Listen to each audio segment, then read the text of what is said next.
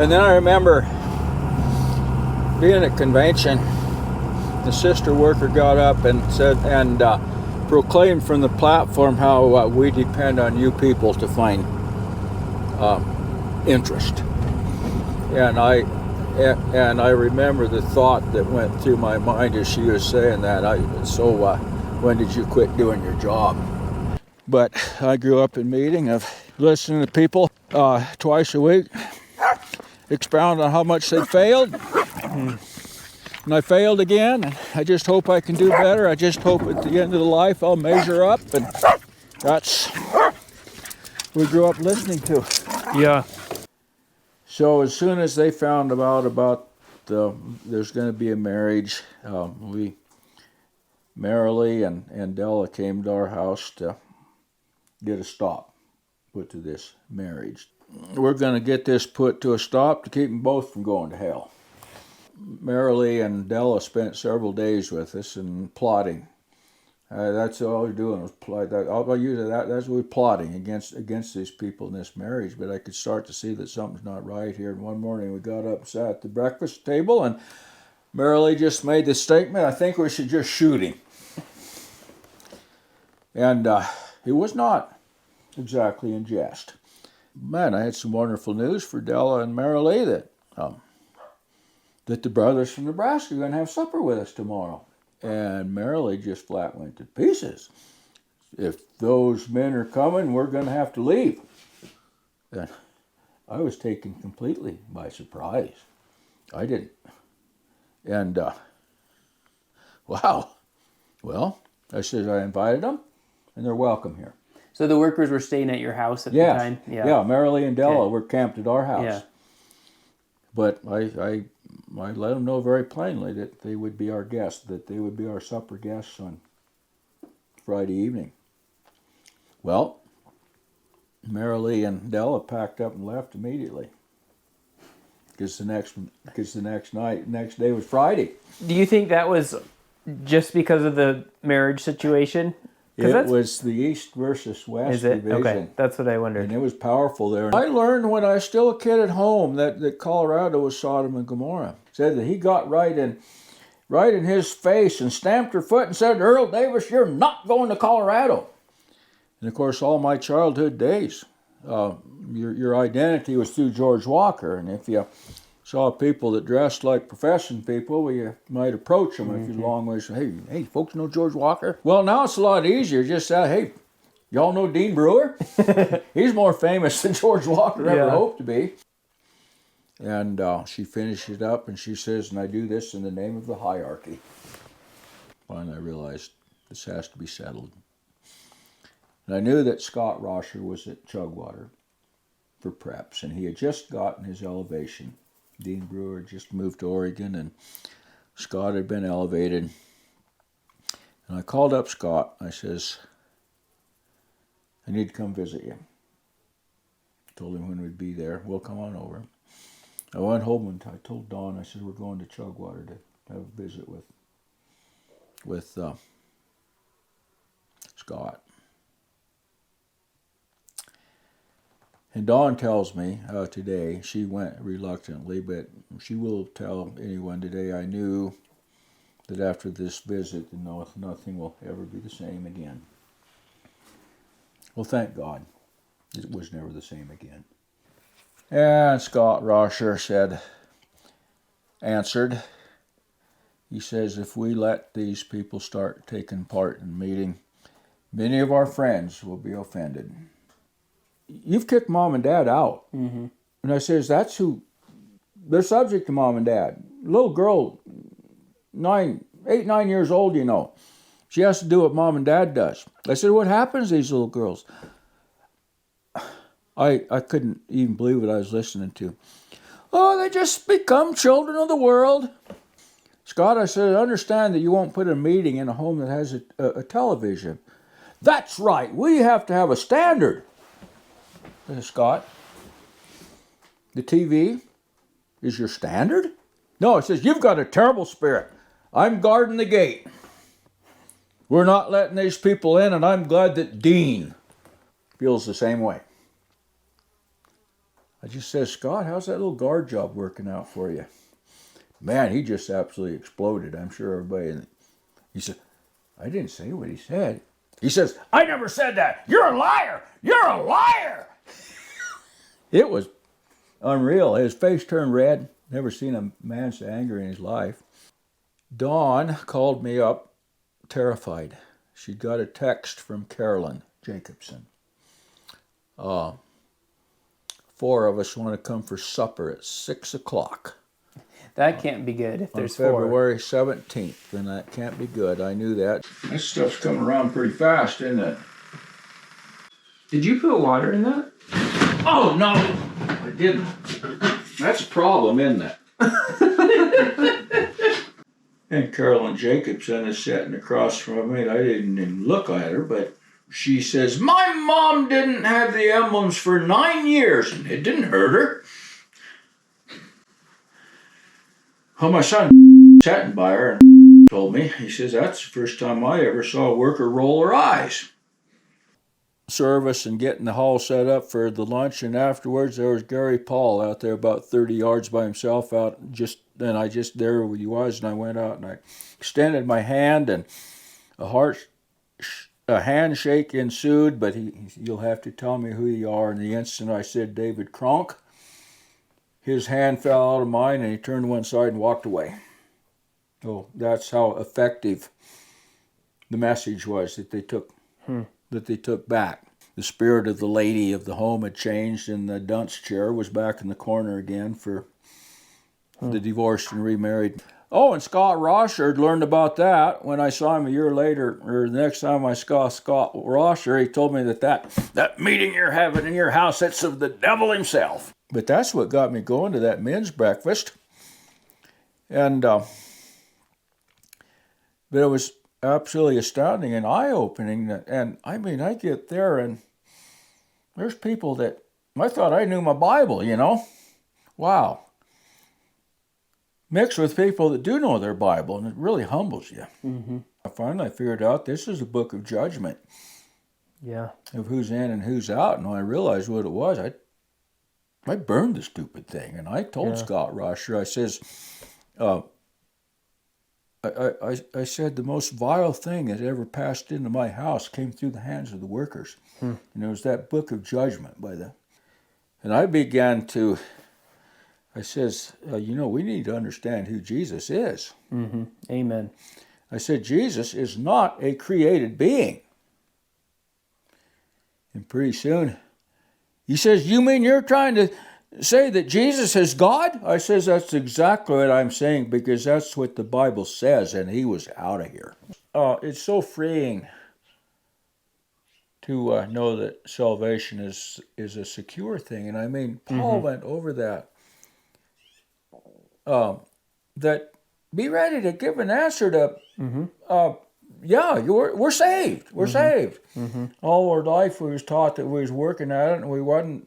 And man, the terror, the terror of facing death and knowing that we're not, and with the understanding that we're not going to know until the moment of death. There is no joy in that. And we were eyewitnesses to that our whole lives, of people beating themselves up at every meeting and just pleading and hoping. Mm-hmm. God's grace is greater than we can ever imagine. Why? Why do we try to make God so little? We kept God nailed inside this little tiny box.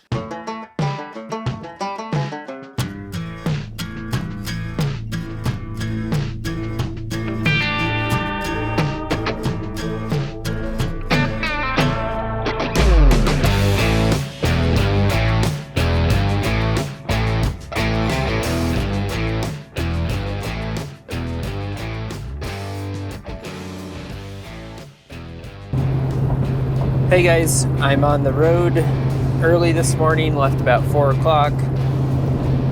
Stopped to get some coffee because early morning and a late night with the baby requires that. I'm heading down to visit with David Cronk. Sounds like he has quite the story to share with us. He had mentioned in our phone conversation about his excommunication meeting and we visited briefly, but I'm excited to get back into doing some interviews. We've got a couple more hours to go, but plugging away, getting some caffeine in the system, and excited to hear what David has to share on how his experience leaving the 2x2s.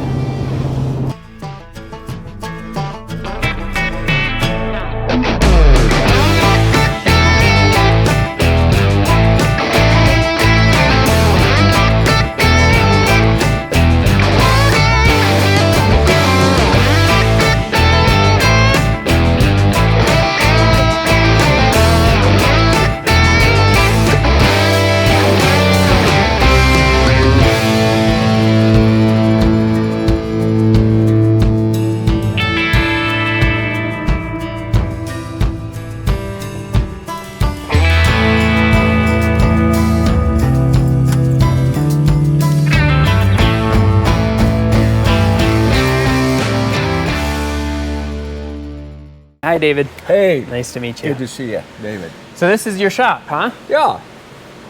You got a lot of cool stuff in here. Well, we do. I kind of got into collecting cool stuff a long time ago, and the little antique engines up there, there's a total of 3 of them.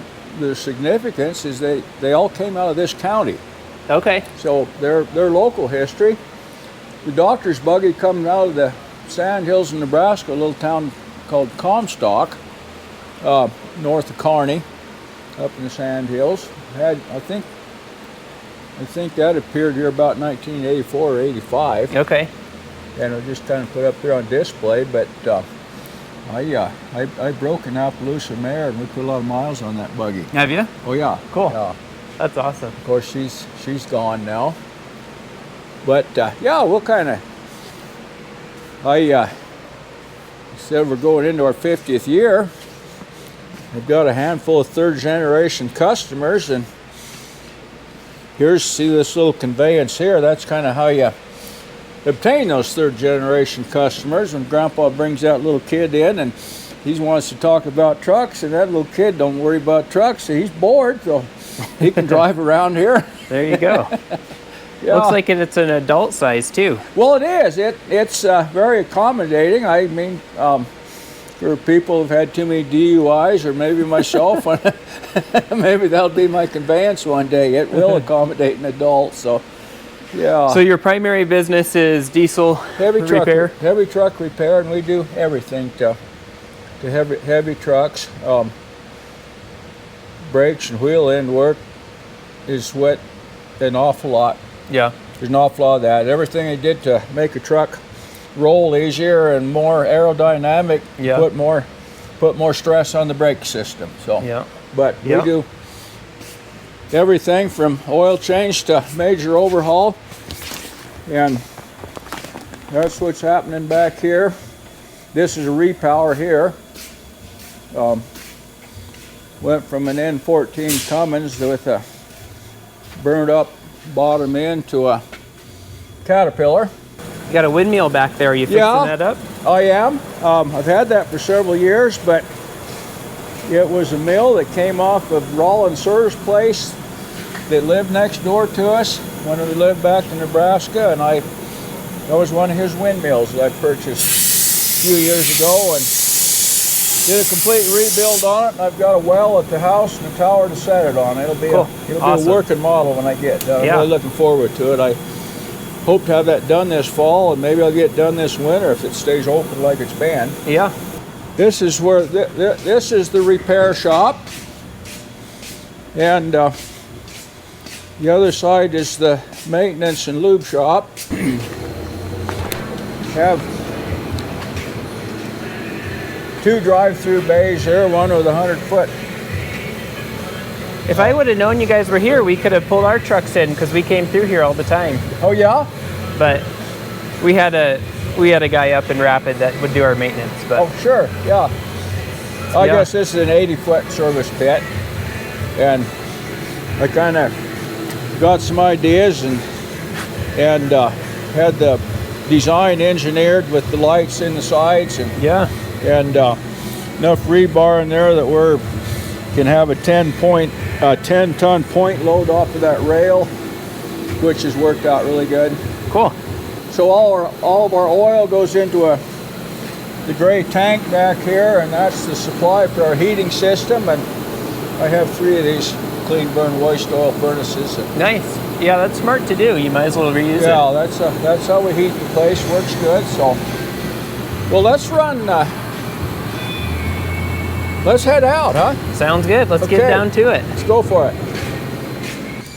I think you just well jump in with me. I think. Yeah.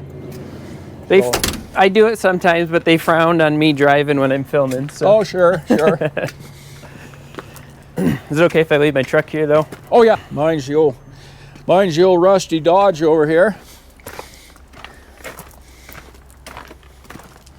You got some company. Yeah, we have company. Guys, get over. Oh, maybe I need to wipe the seat down a little for you. Oh, that's okay. Sure. I just got back yesterday from come on, guys. Get up here, Charles. Baxter, you get in the back. Get in the back. Yeah. No, get back there. I did a 1,400 mile, like 25 miles, I guess. Yeah. Being 1,400 miles. Just got back from New Ulm, Minnesota. And caught up with a lot of folks while I was there, or on the way. And Baxter, you get in the back. There. Now. Put a fence up. A little less competition. So I'm sure there's some people who love dogs. So. Oh yeah, I'm not sure what your position is. Oh, we've got 2. Oh yeah, I remember seeing dogs in your podcast. So I figured I'd be all right. I'm going to run by the house. I've made a little list of notes of some things that I wanted to cover. But so start with just a really brief. I used to go in a little bit more detail, but just kind of how many generations you are going to meetings and when you professed, and just some basic groundwork. Well, sure. I was born 3rd generation. And I learned that the Cronk family has a very unique story, and I do want to tell that. Yeah. But yes, I was born 3rd generation in north central Nebraska, 65 miles just about straight east of Valentine. It's 28 miles to Gregory, South Dakota from our house.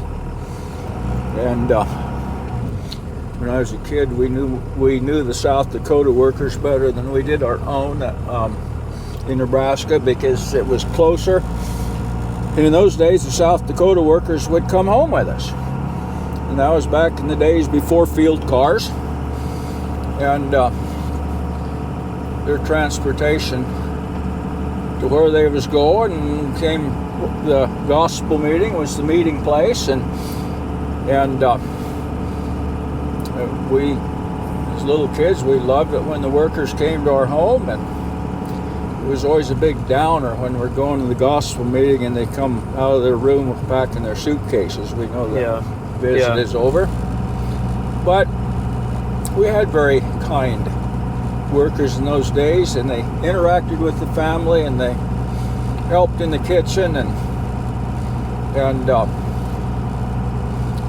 do you think, this is kind of, well, it's just a question off the cuff, but do you think that and I'm not quite sure how to say this, maybe the quality of workers, their willingness to help out or to do things like that has changed over the years? Or is that just a culture thing? No, I wouldn't say over the years. I would say it was a very definite change at the very moment that Taylor Wood made his announcement. Okay. For the viewers that don't know what that is. Well, and you'll help me a little bit with it, but Taylor... Maybe, I don't know. Taylor Wood, and I think he was kind of in the east or southeast, but he made the statement that we've got as many as we're going to get, and now we're going to hold what we have. Okay. Yeah, I've to that heard extent. that, but I didn't hear who that was from. That was Taylor Wood. Okay. And I didn't know Taylor Wood. And I remember we saw an instant response. I witnessed an instant response to that. And so ultimately, all the friends that we really care or that are going to join have, and so now we just need to take care of them. Right. Okay. And that's when we used to walk door to door in Torrington and knock on doors and pass out invite cards. I did that a little bit with workers here at that time. And then as soon as this happened, we began to hear the futility of knocking on doors. And it just came to a complete stop, and then I can remember. About what year was that? I would imagine that was probably mid to late 80s. Okay. In the timeline. And I think it could be verified in Sherry Kropp's book. Okay. Yeah. And then I remember being at convention. The sister worker got up and said and proclaimed from the platform how we depend on you people to find interest. And I remember the thought that went through my mind as she was saying that. When did you quit doing your job? Yeah, I mean that's a good. Yeah, it's like what besides preaching the gospel, quote unquote. Yeah, you're supposed to be reaching people, right? Isn't that right? Yeah. So, but we were very much made to know that we were not equipped, and if there was interest, that we was to immediately call the workers, and they would come and. So you made the referrals, but they made the decision whether they were worthy to come or not. Well, yeah, exactly. To meetings, yeah. That's exactly how it was. And I did make a referral to Scott Rosher. And I saw Scott Rosher about 7 months later, maybe only 3 or 4 months later, and I asked him about this man, and he acted like he'd never heard of it. He couldn't recall the conversation. Hey guys. Well, then I realized that I had revealed too much, that this man was divorced and remarried, and he was not worthy of salvation. So this was an unprofessing person you invited to meetings? Right, exactly. Okay. So you just want to dash through the house real quick? Sure. I'll grab my notes, and I'm going to leave these boys right. Do you want me to pause this, or? Yeah, why not? Okay. Yeah.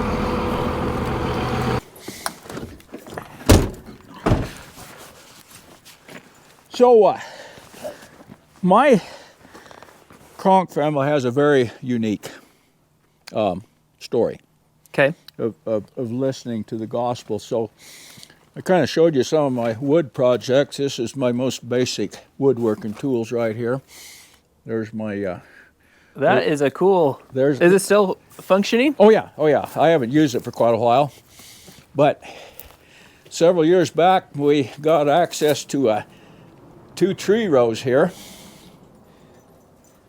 where they're putting in a center pivot, and these tree rows had to go, and they were both on the side of a little irrigation ditch, and on one side was black walnut, and on the other was locust. Wow. And a fellow come to my nephew and wondered if we'd like to go get a few of those trees, and he went out and looked as he'd been admiring them. He said, we'll just take all of them. So we spent that winter logging. Cutting trees. And he had good equipment. We had chainsaws, and he provided everything else. But by spring, we had the logs out here and all the brush and the firewood piled, and the logs out here. Well, we didn't want to make that much sawdust out of them, so I managed to acquire this wood miser that had been burnt down in a fire and totally destroyed. But my son was a metal worker. And we resurrected this thing, and it is a good outfit, and we totally reworked it. It had an engine that ran on the mill, So you put a PTO on it. but we put a PTO on it and made it hydrostatic, and reworked it with a ready mix pump back here off a ready mix truck. Okay. And you run it all from the back end here. We replaced that engine with a little orbit motor about this big, and it has. It's got the beans, huh? It's a wonderful outfit. Yeah.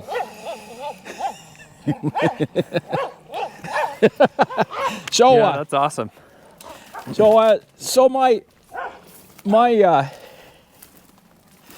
grandparents' story, I was very familiar with it, and they listened in 1914 in Boyd County, Nebraska. Hey guys, so but the beauty of it is my grandmother always talked about what was brought. She didn't talk. We never heard about the who. It was always the what. Well, eventually I learned that the reason they never talked about the who is because the who was a turncoat. His name was Willie Edwards. And I think Alan Spencer may have been his companion, and what we learned early on is that they both lost out. Well then, but there was a whole little church established there, and there was a good solid man that was appointed as an elder. And church, by church you mean meetings? A meeting, yes, yeah. a meeting. So, but we learned, then Wilford Goki confirmed that to me. You knew Wilford. Mm-hmm. And that at some time later, this Willie Edwards came back and he had a new doctrine to bring him, a new gospel. In that church, he presented what he had, and when he was done, the elder says, you know, you brought us the true gospel, and now you're bringing something different, and there's the door, and you leave. And that church continued, and it was discovered several years later when more workers came back through, and they found that little church thriving out there that had the true seed. And when Sherry Kropp's book came out, I was able to establish the timeline, and it looked to me like they probably had 7 to 9 years of being fed by the Holy Spirit. So no worker influence? No worker influence for like 7 to 9 years. And of course, we learned what Willie Edwards did. He became William Irvine's right-hand man when William Irvine moved to Jerusalem. Well, Willie Edwards had the mailing list of the Irvine converts, and Irvine would send a letter. I'm not sure how often he would send a letter to Willie Edwards, and Willie Edwards would carbon copy them. I mean, we're talking a lot of work. Mm-hmm. And mail them to all the to the mailing list, and then they would return the letter direct to the address in Jerusalem, and most of them came with money in them. Mm-hmm. And Irvine died a very wealthy man. He was also very benevolent in his will, which I find interesting. But eventually William Irvine and Willie Edwards got crosswise, I suppose, when Willie figured he wasn't getting enough cut out of all the work he was doing, and I don't know what happened with Willie Edwards after that. I know that he married. And of course, William Irvine died in 1948. And about year and a half or 2 years ago, when there was all the unrest in Israel, and someone went down into that the big cemetery there that's on the upslope of the Kidron, and I've looked over it, but there was tombstones upset all over around there, and that came out in that photo was published in newspapers, and in all these down tombstones there is William Irvine. Yeah. Did you see that? I haven't, no. Yeah, that was just absolutely bizarre. Huh, that is crazy. But, well then later I'm getting to be a young man or big enough to start to think, and we have a special meeting or we have a special worker company and we're all gathered around the table, and well, the conversation comes up, so who brought the gospel to you people? And all the glory was given to the who. And I knew that was something's missing here. But that's the story of my grandparents, and that's why Grandma never talked about who, because of what she brought us, what was precious to her. So, yeah, that's very interesting, and I think it's probably a very unique, experience. Yeah. And I was privileged to know a handful of those original people from that church, and lots of the descendants of it, of course. But I knew 3 or 4, personally was acquainted with 3 or 4 of the originals that professed in that first mission. I'll open the doors here and we can dash through here real quick. I've been interested in old iron for a long time, and open up the door to make a little light, but got a lot of stuff in here. Yeah, I've kind of bent towards John Deere's, but we have a few Farmalls. There's a 1927 Farmall regular right there, and this John Deere 730 right here has been a using tractor I put my hay up with, but I finally got a new generation John Deere last summer, this 4000. 4000, yeah. So it was kind of fun. That's the modern one, huh? Well, that's the modern one. I pulled my mowing rig with it. So, yeah, things is kind of tight. This stuff down through here is what we just stripped out of that steam engine boiler that we took to New Ulm, Minnesota. And that's probably about as far as we need to go in here. But because this isn't quite what the interview's about, but it's fun. Yeah, it's really cool, for sure. So, yeah, it's always fun to look at history. The old John Deere A right here we purchased from the original owner a long time ago. Wow, that would have that's been cool. Probably 1984, I'm thinking. So, we'll walk out here and we're going to head down through the hayfield.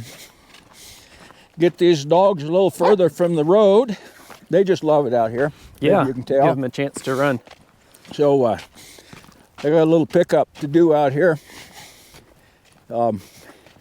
There's the rear wheels and axle out of the big old steam out of the 1917 case, and up here is the steer axle. So. And the boiler is in New Ulm, Minnesota with a boiler manufacturer. In about 2 years, he's going to have me a brand new one. So wow, we'll put that's this cool. back together. My grandson came last week, and we started on Monday morning stripping the parts off that boiler. And by Thursday evening, we had 11,000 pounds off of it. And the boiler weighs 6,000 pounds, and we had it upset on the ground so the fellow from the feedlot a mile east of us came out and set it on the trailer, and worked out really good. My grandparents took complete comfort in what they had found. My dad was second generation and was as faithful a man as one ever could be raised by. He loved me unconditionally. I proved that a time or two. Don't have to get into that, I guess, on this interview. But my vision of my father that I carry in the back of my mind, and I think probably everyone that's lost someone close to them, like a parent, would have that. But we lived very remote, just didn't know it at the time, in a grove of trees, and the heat for the house was a warm morning stove. And it couldn't quite get it to carry fire all night. But my dad would be up by 5 in the morning, and sometimes it'd wake me up hearing him start it back up, set it back up and get the ashes pushed through the grate. Yeah. I'd give him enough time that thing would be warm. And once in a while I'd come down to have a little morning time with my dad before I went out to milk the cows. I was just a little boy, and the vision I have of my dad is my dad on his knees praying beside that warm morning stove. And that's the vision that I'll take to heaven with my dad. That's cool. So it really is cool. But I know as Dad began to converse with me a little more as I got older, and I was out of high school and still at home, probably just not more than a year out of high school, but there was something really heavy on Dad's mind. I can't put my finger on it completely of what it was because he wouldn't reveal it. But it was bothering him terrible, and he said, I wish I could go to the workers, but he said, I know what would happen. He said, Lowell Cronk, I can see that we're going to have to take the meeting out of your home. So you said this, but how old were you? I would have been you said high 19, school? probably. Okay. I was probably about 19 at that time when he got that vulnerable with me. But yeah, he says the workers at Lowell Cronk, see, we're going to have to get the meeting out of your home and find somebody that's worthy of it. And we had a little tiny meeting there, and my dad felt very responsible. And during those years, some people traveled quite a ways, and if they didn't show up, if the weather was bad, you probably reached out or drove if you had to make sure they were okay. Yeah. Didn't have phones, didn't have cell phones. Our phone, my growing up years, our number was 2 shorts and a long. So we didn't have much, but Dad poured his heart out. And I know that my dad he felt responsible to his little meeting, and he led it to the very best of his ability. My dad loved the story of Joseph, spoke from it often. But I grew up in meeting of listening to people twice a week expound on how much they failed. And I failed again, and I just hope I can do better. I just hope at the end of the life I'll measure up, and that's what we grew up listening to. Yeah. And, I've never seen somebody use a flatbed from a semi for a bridge. This is awesome. Yeah, it works. It works pretty good. Yeah. And I didn't just a few years ago. We finally put this here, and it's worked out really neat. And all of a sudden, I had access to my property on the other side of the creek. Yeah. And about the first thing we did, well, there's a really neat spot to park the camper. And we brought it out here and left it for a better part of one summer. And we decided what we really need out here is a cabin. Yeah. So that's where we're coming. And the dogs love it out here. Maybe you can tell. Yeah. Good place to run.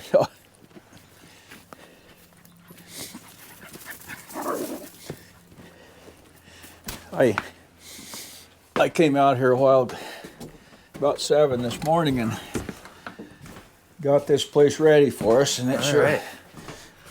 Nice and warm in here. I think is it going to be a little too much? It says 85. It feels good right now, but I'm sure it'll warm up it'll be a little too much here in a little bit. I built this little guy especially for the cabin. Okay. And it's kind of unique. Welded it up for me. He's the professional welder, but it's a section of stove top out of an old wood range. Okay. But the draft comes in the bottom through a tube, and that's where it gets its air. So it's not airtight on the top, but by virtue of the air that comes in the top just goes up the chimney, and it has to go through the fuel to make fire. So I've kept a fire in this for more than 24 hours. Yeah.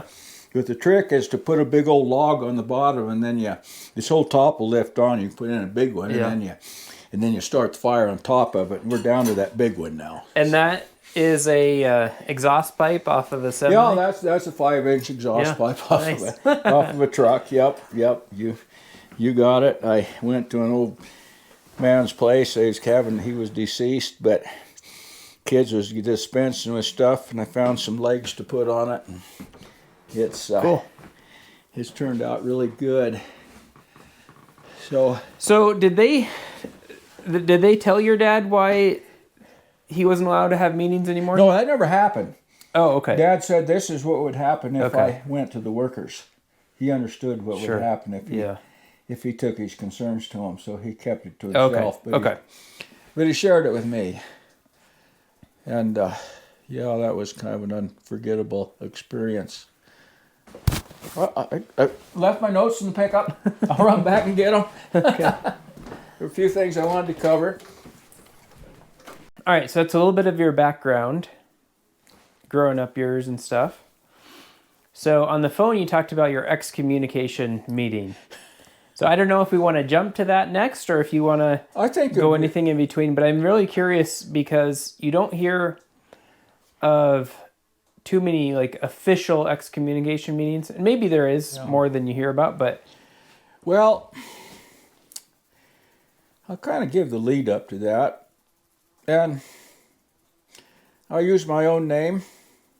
So I will use the names of those that came. Carolyn Jacobson was the worker in our field, and at the time Dean Brewer moved from Montana, Wyoming to Oregon, Carolyn got an elevation, and I believe the title was Responsible Sister. Okay. And Responsible Sister is who started out the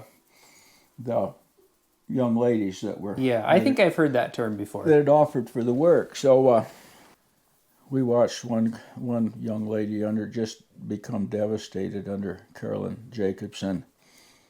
And I'll protect her and not name her name. I think she's in a much better place now. So Carolyn was having gospel meetings in Torrington. 1 a week. That was about as many as they could muster by that time in their career. We were going to them because that's what you did. But our study at that time was the parables in Matthew, and that's where most of the parables are.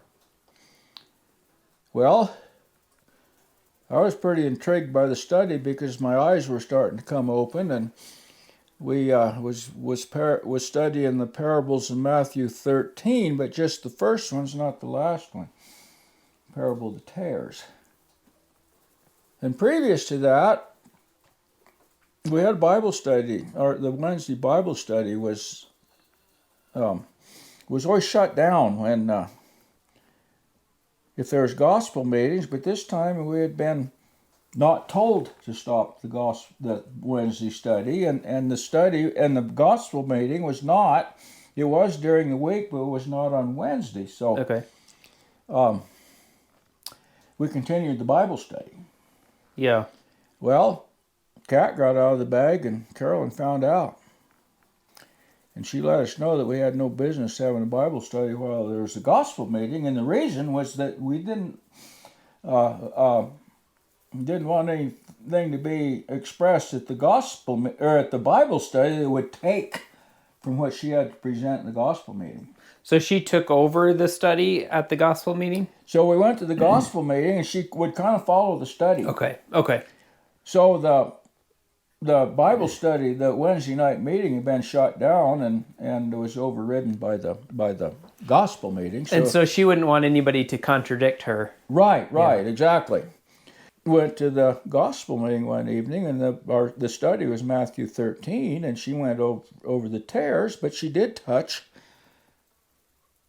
she went over all the other parables, but then she finished up by touching on the parable of the tares, which has always been very real to me and very opposite of the workers' doctrine. Sure. Okay, so she compared it to These tears, people in the tears airport. are just little things that we have to put out of our life.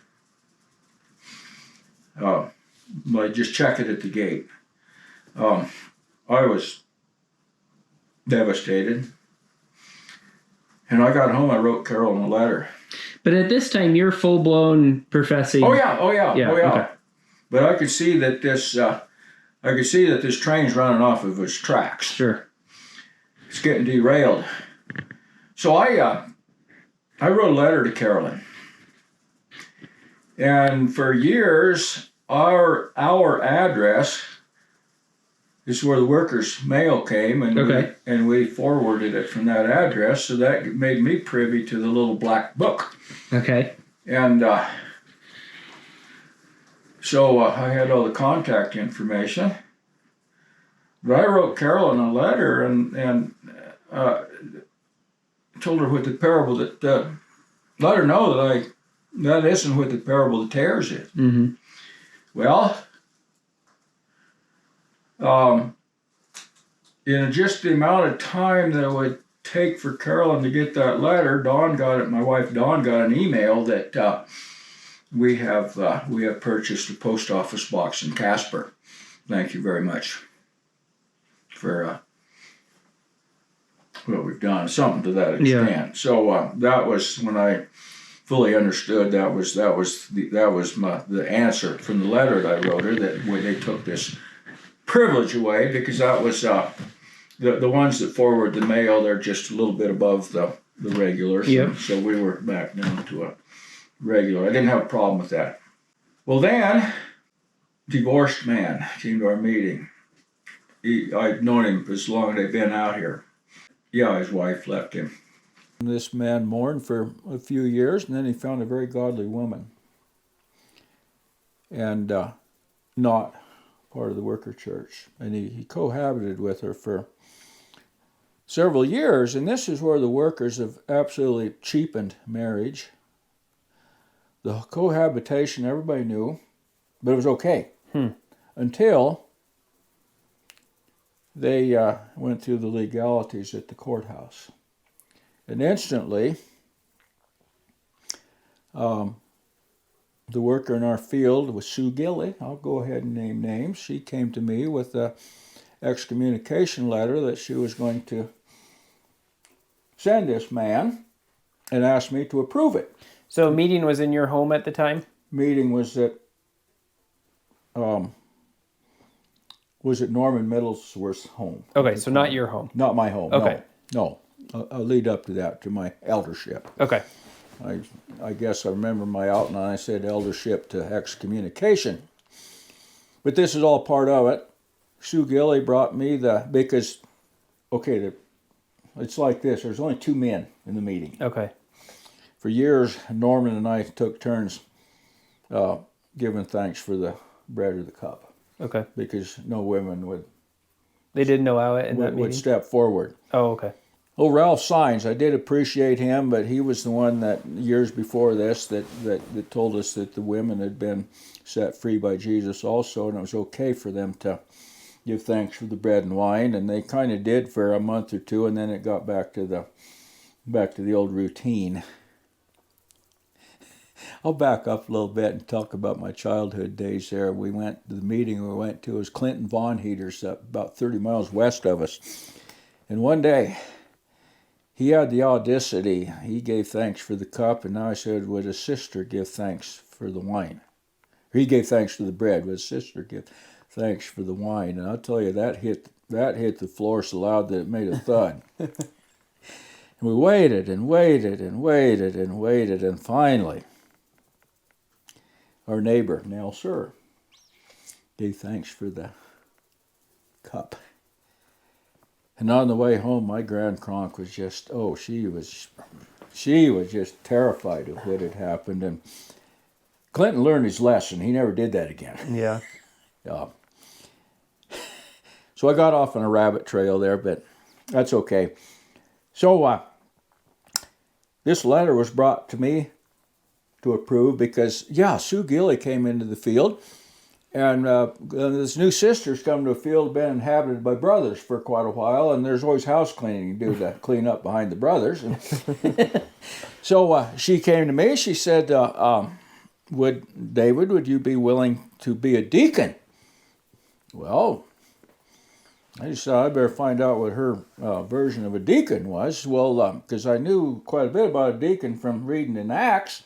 Well, her version of, he's who leads the meeting if the elder isn't there. Okay. Well, yeah, I was willing to do that, and I didn't have the heart to tell the poor thing that that's how it had been for as long as we'd been there. If Norm was absent, I led the meeting. There was nobody else. There wasn't another male. So I accepted my deaconship, and it didn't change anything in the meeting, of course, but I felt bad that this sister worker that's supposed to be leading would be that naive, and I had grown up that way, that if the elder wasn't there, somebody led the meeting. Mm-hmm. It didn't just stop. I guess we have to keep moving on, and pretty soon Norman Middlesworth, he and I had become very close. I lost my father in 1998, and Norman came all the way back to north central Nebraska to Springview for the funeral, and come out to my home place for the luncheon, and that meant everything to me. And he and his son-in-law Ron. So you got the letter from the worker. Was that letter? No, this is way before that. Okay. This is way before that. So kind of my progression to eldership, sure. I guess. So I was honored to represent Norman Middlesworth in an honor flight. I think that was in 2012, perhaps, to D.C. to see his World War II memorial. He was a World War II vet. And that was really cool experience, because there were about 12 vets from our county, Goshen County, here went. And there was only one or two of them that I wasn't on a first name basis with before. That's cool. So that was really cool. And Norm, imagine this, he looked like the healthiest guy on the flight, and he was the first to die after we got back. 8 or 9 months after the plane landed, Norman was gone. His son-in-law Ron Johnson was in the house, the Jack built, I'll call it. And of course the eldership fell onto Ron. Ron was going down. He got moved to a rest home. And apparently, I can't remember exactly now, I think I was probably taking the meeting for my deaconship, because Ron wasn't there. And I went to see him about a week and a half or 2 weeks before he passed away. And he was dressed and in the dining room, sitting at a table, and he saw me, and he could converse, but most of everything was tracking okay, but what was heavy on Ron's mind, he says, I don't know who's going to take that meeting after I'm gone, because he knew that was imminent. He's going to be gone soon. And then he leaned across the table. He says, I think it should be you. And that was who gave him my eldership. Well, workers come on and put on a fine funeral for Ron Johnson, and I figured, of course, that I'd be tapped on the shoulder and let to know that it was my responsibility now, but it never happened. I go to Sunday meeting.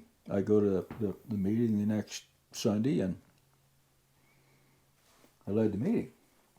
Well, were you the only guy at the time then? Yeah. Yeah. Yeah. There was another young man there. He was the age of my son. Yeah. And so I continued to lead the meeting. And by the end of the summer, by the time the field lists and all the lists came out, they were sent to my address. So that was the only confirmation that I ever got that I was an elder.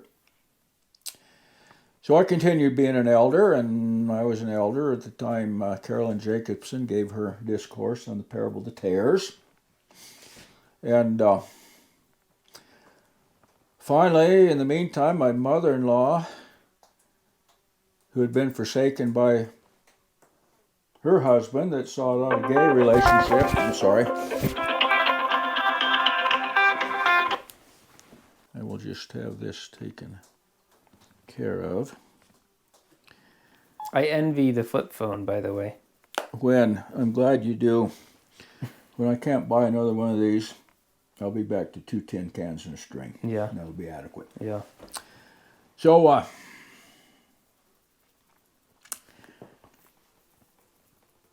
my mother-in-law, this Forrest Nelson, had become interested in her, and he was from Nebraska. And he pursued her at Chugwater Convention. And we learned about the pursuit, and she was terrified, but she wasn't terrified for very long. And pretty soon, within Chugwater's in the spring, and by around Thanksgiving time, it seems like they'd made their plans and let us to know, and I'm dyed in the wool, and I am going to get this put to a stop. Merissa McMillian and Della Williams were in our field.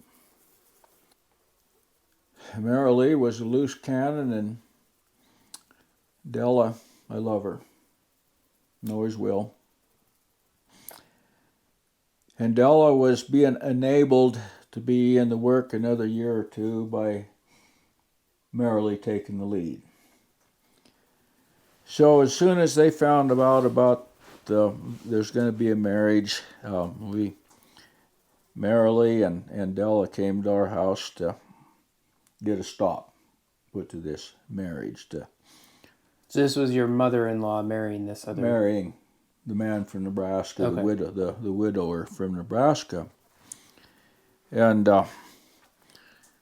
we're going to get this put to a stop to keep them both from going to hell. So...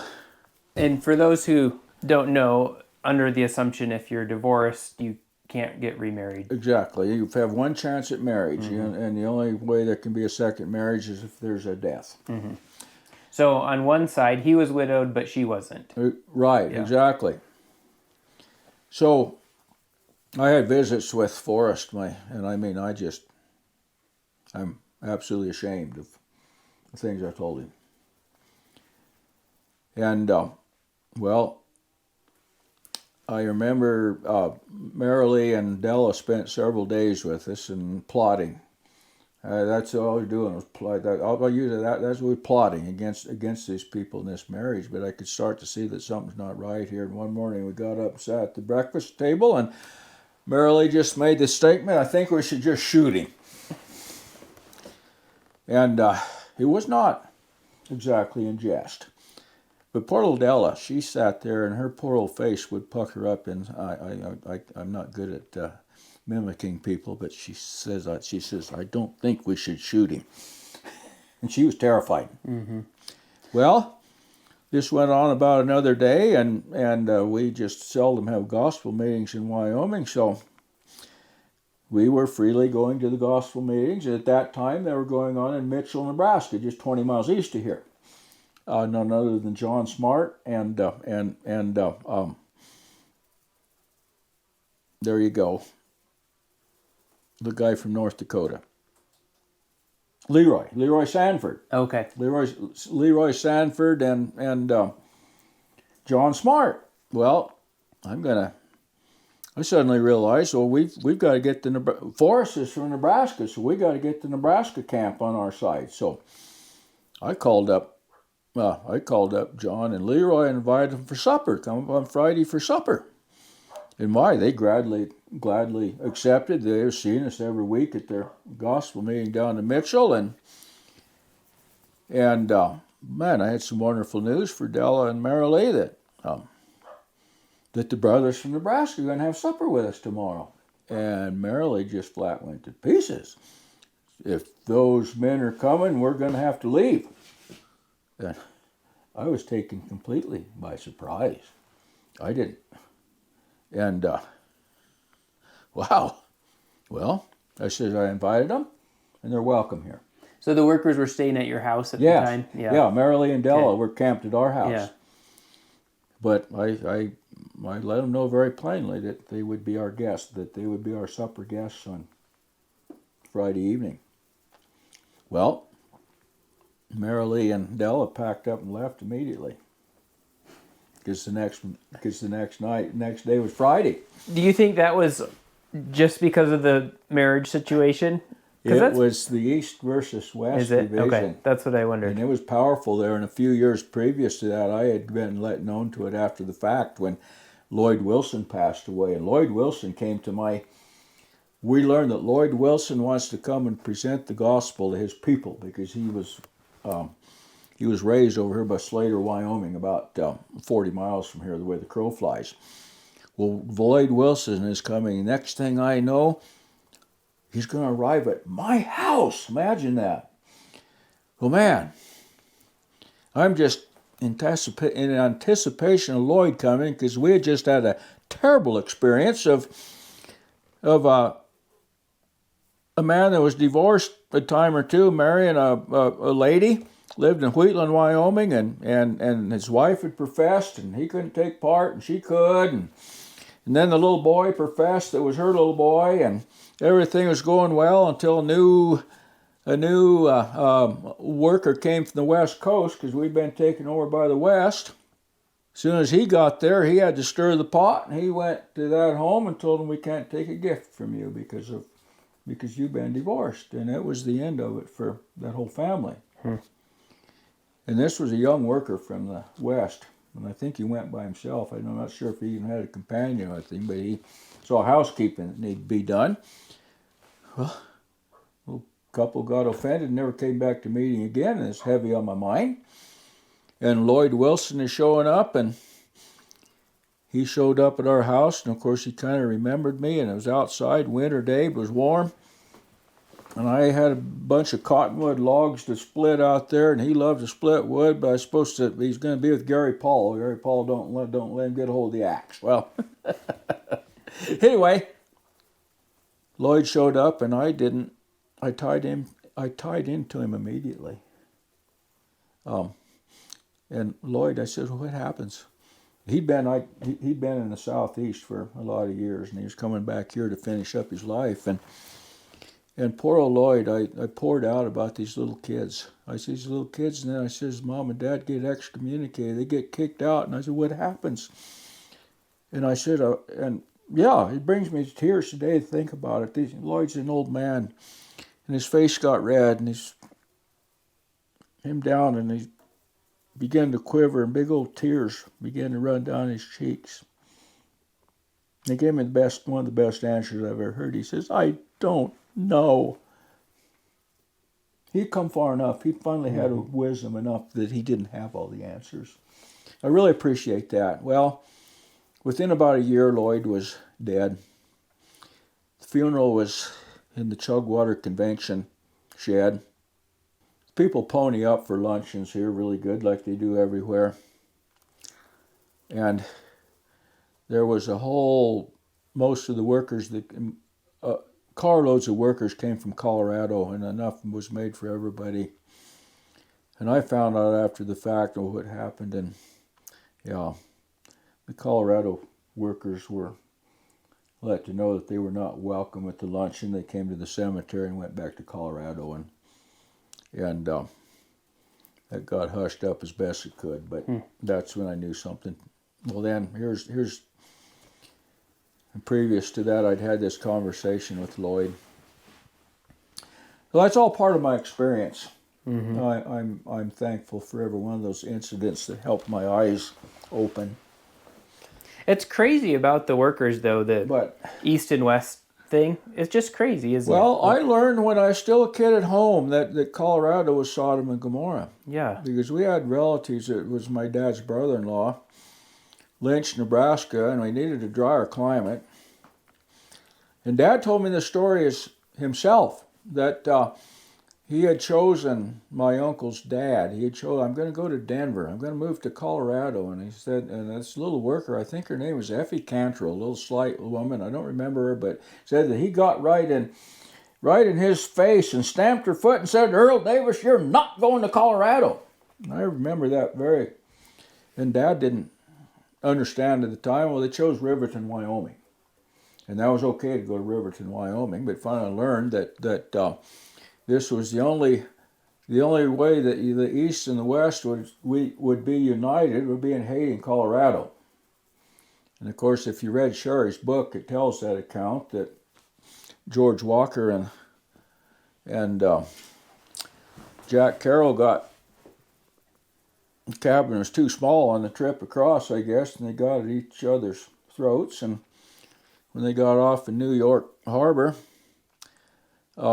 Jack Carroll went west and George Walker stayed in the east. And of course, all my childhood days, your identity was through George Walker. And if you saw people that dressed like profession people, well, you might approach them if you're a long ways. Hey, folks know George Walker? My mom did that a couple times, and I was witness to it. Never heard of him. Boy, she'd get her out of there and knew those people was going to hell, but how they look just like us. Yeah. My mom would do that all the time. But they're fake. They're fake, you know. Yeah. Well, now it's a lot easier. Just say, hey, y'all know Dean Brewer? He's more famous than George Walker ever hoped to be. And I suppose in the West they asked if you knew Jack Carroll, but we're in the East. I was born in the East. My mom might have used more contemporary workers, I suppose, but that was always the thing. You ask if you know a prominent worker.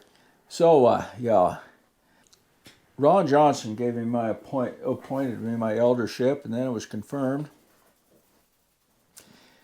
Well, then we weren't successful in stopping the marriage of my mother-in-law and Don, and ends up being Don's stepdad. But I saw Della Williams shortly after their marriage, and of course we didn't attend.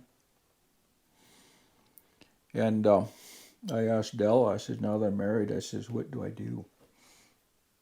And Della gave me the best advice that had ever been given by a worker. She said, David, she said my name, she said, David, she says, you pray, and you'll get your answer. And I had some desperate weeks of prayer. My answer began to come. So we've got these neighbors next door, fine Catholic people. But we've moved into this house next door to them, and a month didn't go by that we didn't share a meal, either at our house or theirs. And the friendship was wonderful, but of course there was Catholics, so we kind of kept that at arm's length. But the Joloviches let me know how they admired they saw the people that came to our place for meeting, how they admired that, and how they knew that I was leading them in the right direction and so forth. They trusted us. I didn't trust them. But you know, I'm on my knees, praying fervently, just as Della had instructed me. And I'm on my knees one morning, I don't remember. You know, God gives me a vision of my neighbors next door. We're enjoying one another. We're having a good conversation. And that was the first thing he showed me. This is a God thing. But it came about because of Della's instruction. Well, you know, Forrest, my Don's stepdad, we have a lot in common. We got dirt and cow manure. Well, it was a long time before Forrest and my mother-in-law came to visit, but they finally did. And I struck up a conversation with Forrest about dirt and cow manure, and we could talk about that. He entered right into it freely. But after just a few more meetups with Forrest and my mother-in-law, and Forrest leading conversation, I found out it always went better if I let Forrest lead. And Forrest liked to lead the conversation into his early days, when the gospel came. They lived up on the reservation, up above South Dakota, the town that straight above Rushville. Pine Ridge? Pine Ridge, and but the Nebraska side of it. where there was 2 liquor stores, and I was told how many. White Clay, Nebraska. Well, the news media and the Scottsbluff Star-Herald that we took would give a lot of reports on White Clay and how many millions of cans of beer were sold on to Indians during that time. But Forrest had a much better story to tell about White Clay, about how many of the friends were buried in that little cemetery at White Clay.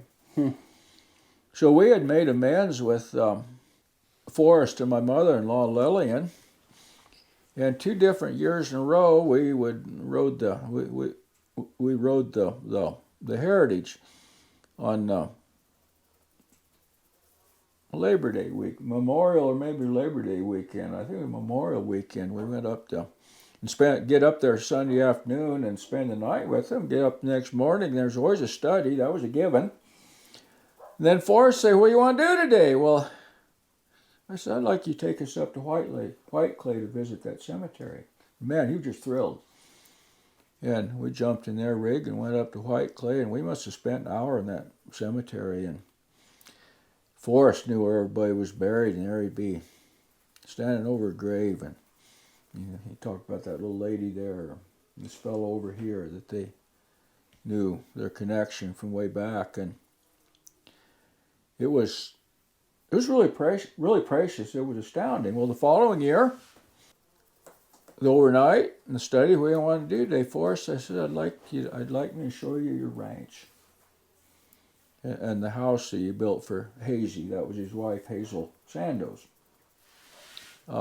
Forrest is uncle of Doyle Smith. Okay. Yeah. Well, he was pleased to do that, and we went down, and he showed us the place, and he showed me numerous pieces of real estate that he bought on the way down there, and interesting stories about how the banker didn't think they figured we're going to foreclose this place for sure, but he kept it redeemed. We got down to the home place, and Terry Nelson, the son-in-law, lived on it. He came in and we visited. Real nice view out to the east. I mean, it is in the middle of nowhere. But and the drive that went back through that fragile sand for probably a quarter mile or more to get back to the homestead, and the little crooked hedge posts and the 2-wire fence. And he told me that the neighbors had bought a bunch of good hedge posts, but he said they let me have these little ones to fence my driveway out. And you put a hedge, that's the only post that'll last longer than a steel post. They're a forever post, and they were still there with 2 rusty barbed wires protecting the lane. We had a wonderful conversation. The house that he built for Hazy, it was out in the middle of nowhere, so it was not built to impress. It was built to live in, a very modest little home that was serving Terry and his wife well. It was just a good day. I was I guess I titled this my eldership excommunication. So my niece had married sowed her oats and married finally that fell apart completely, and she did divorce him, which was the best thing she ever did. And my little niece had made a profession, just a little girl, but she was starting to have a real nice part in the meeting. And my niece said, I think there was probably some cohabitation, but this man came from a Mormon background, and he wanted to marry my niece, and he did. And the first thing he did was adopt the little girl. And instantly, when the marriage was sealed, it was Merrilee McMillian that excommunicated him. And she finished it up, and she says, and I do this in the name of the hierarchy. Anyway, instantly, this little girl can't go to meeting anymore. And it was Mother's Day weekend, and finally my mother-in-law came to spend the weekend with us. And we went back to the meeting place in Nebraska, and I led the meeting. I still had my eldership, and my mother-in-law was there, and I knew the rule. And Marilee had told us when my mother-in-law and Forrest got married that if those two ever come to a meeting in Wyoming, and if either one of them has any part whatsoever, you get a hold of Dean immediately. As in Dean Brewer, of course. Well, didn't sit right with me, never did, of course. So now, fast forward to where we are, where I left off. My mother-in-law is there for Mother's Day, and the first time she'd ever attended a Sunday morning meeting with us. And of course, Forrest, she came by herself. Well, she came to meeting with us, and she knew the rule that was put upon them. And I was ashamed of myself after that meeting was over, that she sat by my wife. And I was too chicken to not offer her the emblem, so I left it such that my wife, Dawn, could decide whether to hand it to her mother or not. Dawn kind of looked at me, and then she didn't hand it to her mother. And the meeting was over, and I was destroyed. And the next day, I'm out on this little farm. I was just across the creek over here a little way. I could show you exactly where I was. Middle of the afternoon, and finally I realized this has to be settled. And I knew that Scott Rosher was at Chugwater for preps, and he had just gotten his elevation. Dean Brewer had just moved to Oregon, and Scott had been elevated. And I called up Scott. I says, I need to come visit you. Told him when we'd be there. We'll come on over. I went home and I told Dawn, I said, we're going to Chugwater to have a visit with Scott. And Dawn tells me today, she went reluctantly, but she will tell anyone today, I knew that after this visit, nothing will ever be the same again. Well, thank God. It was never the same again. But it was brutal to get through this. But Scott was waiting for me. And to have this visit with Scott Rosher that's going to change our lives forever. Okay, our camera died, but I wanted to ask you a question just to clarify, and I'm not sure, maybe you said something and I missed it, but maybe the viewers do too, so sure. I'm going to ask it on here. So you didn't want your mother-in-law to get married to Forrest originally? Oh yeah, I was dead set against it. And why? Well, I was fully in the workers' camp. You had one chance at marriage. Okay, so that was just as simple as that. Oh yeah, okay. That was cut and dry. And so you were trying to make sure that I didn't want either one of them to go to hell. Yeah, and when you visited John and well, that Leroy? was really interesting. John and Leroy and I met him at the door, and I pulled both triggers. I hit him with both barrels. And John Smart, he says we probably can't do anything about it. Yeah. So you were trying to get them to talk to Forrest and say you can't do this. Oh yeah, exactly. That was and John was like, that was my intent. John Smart said we probably can't do anything about it. I can hear him say that too. But okay, so his presence had a very calming effect on us. Yeah. And we just sat down and we had Dawn. I wish you could eat one of my wife's meals that she's had time to prepare. They're wonderful. And that's what she fed those folks. And we had a nice evening. And Okay, so then when the sister worker told you to pray about it, Yeah, that was after that. then and getting to know him and stuff, that was slowly kind of changing your view. Exactly. Okay. That was. Okay, that's what I thought, but I just wanted to clarify that. So now you're at Chugwater talking to Scott. So we get Chugwater. Scott's waiting for us. And, well, where do you want to visit? I says, we're going to visit in the house. Henry and Rachel Bogart live on the grounds. I said, we're going to visit at Henry and Rachel's table with Henry and Rachel present. My sister dated their son, Cole. Oh, for a okay, while. okay, yeah. So we sat down at the table, and Henry and Rachel were there, and Dawn and I, and somehow or other Heidi Bryant appeared. Do you know Heidi?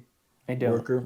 She was Heidi had that kind of super worker status. She's a young lady, very comely young lady, and she was the only.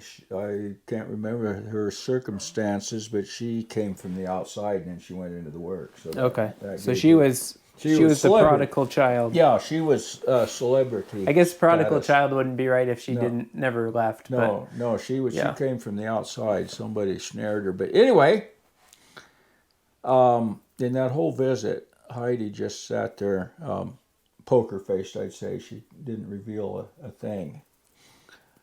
But I started the conversation. I told the circumstances of the man in our meeting and my mother-in-law that her husband had left her to pursue a relationship with a man.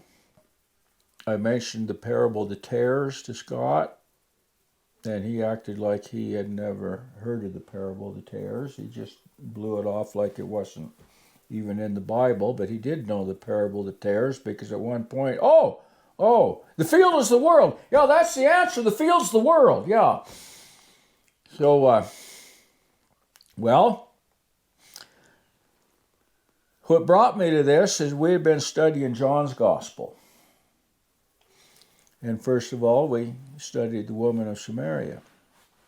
And then just a few chapters later, we studied about the woman taken in adultery that needed to be stoned. That was our study that we just read. And I had read, in reading that, I had testified in the Wednesday night meeting. I said every one of us has a past, just like these two women. But I says the past we have no control over, but we do have a future. I says we can't do a thing about the past, but the future we have control over. And I says Jesus gave both of those ladies a wonderful future, basically. And to that point, last night Francis Williams called me. He rode with me on my trip to Minnesota. And he knew this interview is coming up. Well, David, he says, are you going to talk about the past or the future? And I thanked him graciously for that because we need to talk about the future. But the past is, we're going to stay on it for a little bit more. But anyway, I mentioned I mentioned the woman of Samaria, and I mentioned the woman taken in adultery, and how they were changed after their encounter with Jesus. And Scott Rosher answered. He says, if we let these people start taking part in meeting, many of our friends will be offended. That was his answer. And that's when I challenged him. I says, it appears very much like what Jesus told the Pharisees, that it's that you polish the outside of the cup. Mm-hmm. But something inside is desperately evil. That wasn't my words exactly, but we left. And the inside of the cup is the important part, right? Exactly. I want to mention something about talking about the past and the future. Yeah. We look at like Saul, Yeah. and we wouldn't appreciate Paul if we didn't know Saul. Isn't that the truth? And so Isn't that I think the truth? it's important to know where we came from and what God brought us out of. Exactly. But as far as dwelling on the past, and I understand where he's coming from, Yeah. and living in the present and the future of what God has brought us out of is amazing. Oh my. Too. Oh my. Yeah. So that was on a Monday, and the following Saturday I did what was required of us. I went to B-Day at Chugwater, and the convention is going to be the following week. I caught Scott Rosher by himself doing a really nasty little project. That's clay soil over there, and they dug a ditch to bury a line, an electric line or something, and instead of backfilling it the same day, they'd let the dirt turn to bricks, and he was trying to put those bricks back into that ditch, and I went and helped him, and it was hot. It wasn't a nice kind of a job, but we got done, and we had a short amount of time before lunch break. And this would have been very shortly after you talked to him. This was, days. Okay. Monday to Saturday. Yeah. Monday to Saturday. Well, Scott had a little time to think, I figured, so we finally, there was a shade tree, and we shaded up, and I broached the subject. I said, Scott, have you got any victory with that parable of the tares? And oh my goodness, he tied into me. It wasn't good. Well, so I asked God, I said, what happens to people like my little niece? I says, you've kicked mom and dad out. Mm-hmm. And I says, they're subject to mom and dad. Little girl, 9 years old, She has to do what mom and dad does. I said, what happens to these little girls? I couldn't even believe what I was listening to. Oh, they just become children of the world. I didn't say it, but you're okay with that? Well, when I saw how empty he was, I'm not afraid to poke the bear. And I'm going to see where this goes. And I baited him. Scott, I said, I understand that you won't put a meeting in a home that has a television. That's right. We have to have a standard. I said, Scott, the TV is your standard? I says, every time you people come to visit us, I says, you bring a laptop, a smartphone. If you didn't know it, Scott, I said, that TV has been censored. And if you want to see anything inappropriate on it, you're going to have to subscribe to it, pay for it. But I says, the devices you bring in your home, into my home, I says, you're only 2 clicks from the most vile site on the face of the earth, and you bring that into my home every time you come. That's when he pointed at me. He says, you've got a terrible spirit. I think instead of that being a terrible spirit, I think that's common sense. Yeah, right? Like, I've said that before. Think about it. Internet is way worse than TVs. Oh my goodness. No, it says, you've got a terrible spirit. I'm guarding the gate. We're not letting these people in, and I'm glad that Dean feels the same way. Well, that was in June, and the following February, we had our excommunication, which we'll get to here real shortly. Elder to excommunication.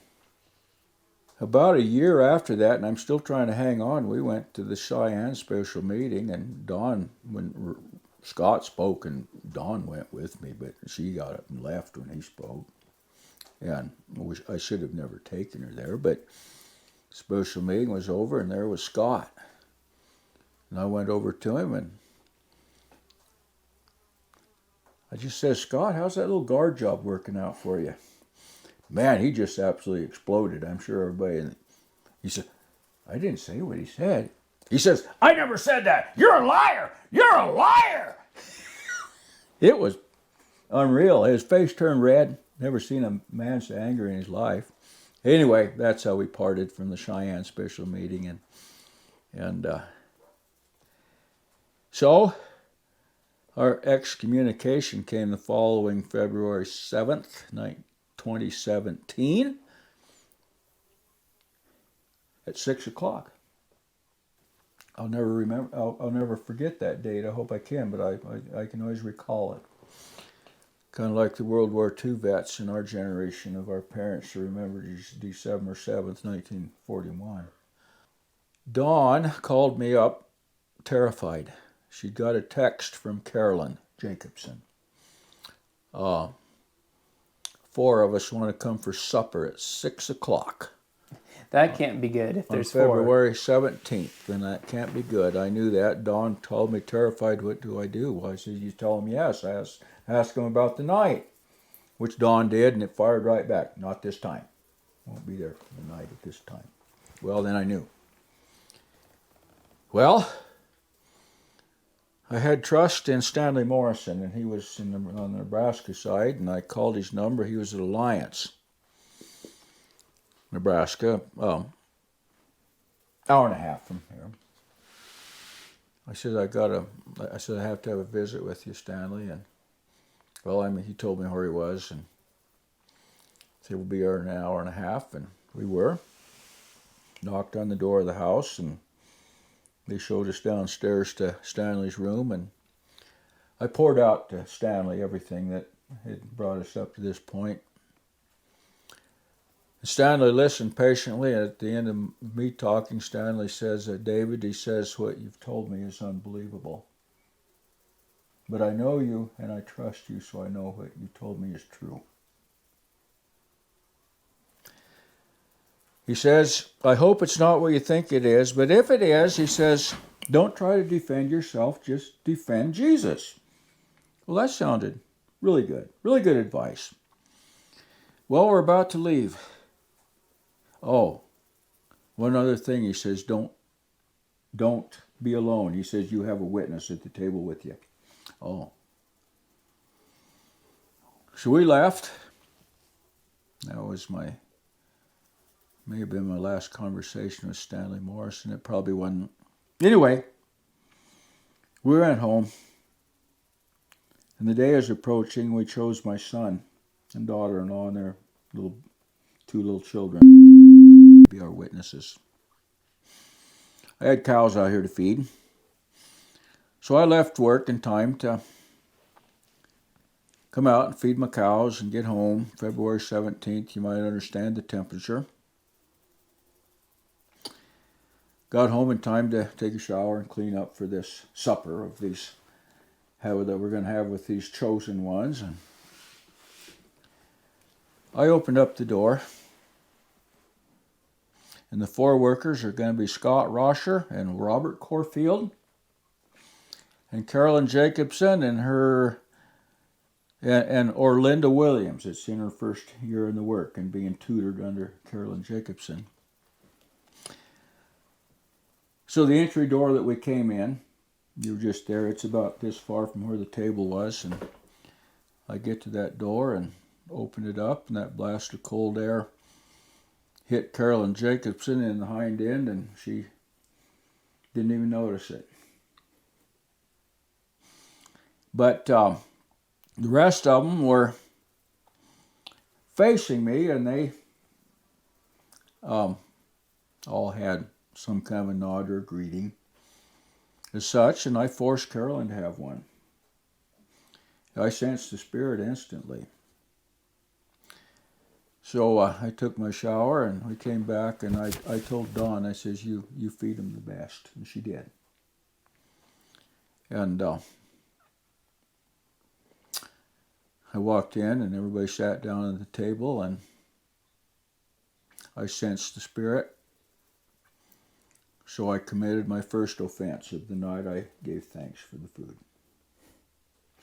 And I asked that bread from heaven could be shared around this table tonight. And I remembered what Stanley said to you, defend Jesus. Well, the meal was eaten with no conversation. None. My little granddaughter, we was about finishing up eating, and she was done, and she was back on the couch, and pretty soon the poor little thing. This stuff's coming around pretty fast, isn't it? It wouldn't be an interview without coffee. Well, there you go. So, we are in the midst of my excommunication. Yeah, so your granddaughter said nobody's talking. Yeah, and her mother she got her shushed back on the couch, and but she couldn't take it. Just a few minutes later, she came and trotting up, and she says, "I have a new white fuzzy kitty at my house." Got conversation started, and there's a little bit of twittering around the table about the white fuzzy kitty and the cuteness of this little girl, innocent little girl, and then it's back to the doldrums. Well, Carolyn announces that we're going to make meeting changes. We had a little over 30 people that could come to that could attend, adults. Mm-hmm. But some of them they weren't very faithful. And it got to where there were two meetings. We had two really small meetings. So that was all done in the guise of a meeting change, but Carolyn read off what the plans was. And the meeting that I went to in Nebraska was put in my second mother's home, Lois, because she was infirm and a shut-in. And that's why the meeting had been placed there, so Lois could have a meeting. So Jesus was not present to defend, and Lois was as close as I could come. So,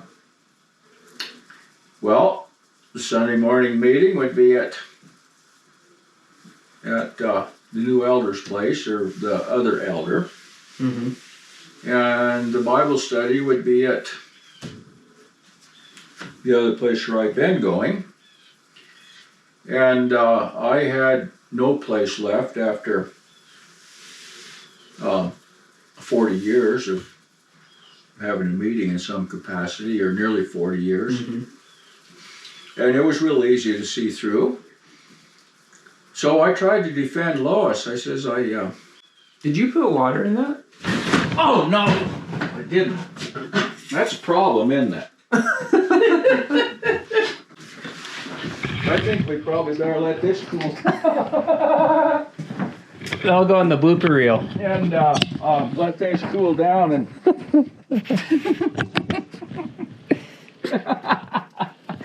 well, I told you I had water. Oh boy! I was starting to smell a little heat going on. Something's not right here. Well, we'll come back and shake things out a little bit. We'll be all right. Let's continue the story while that's happening. We bought some time, see? So, I bet you didn't know you could jump up that fast.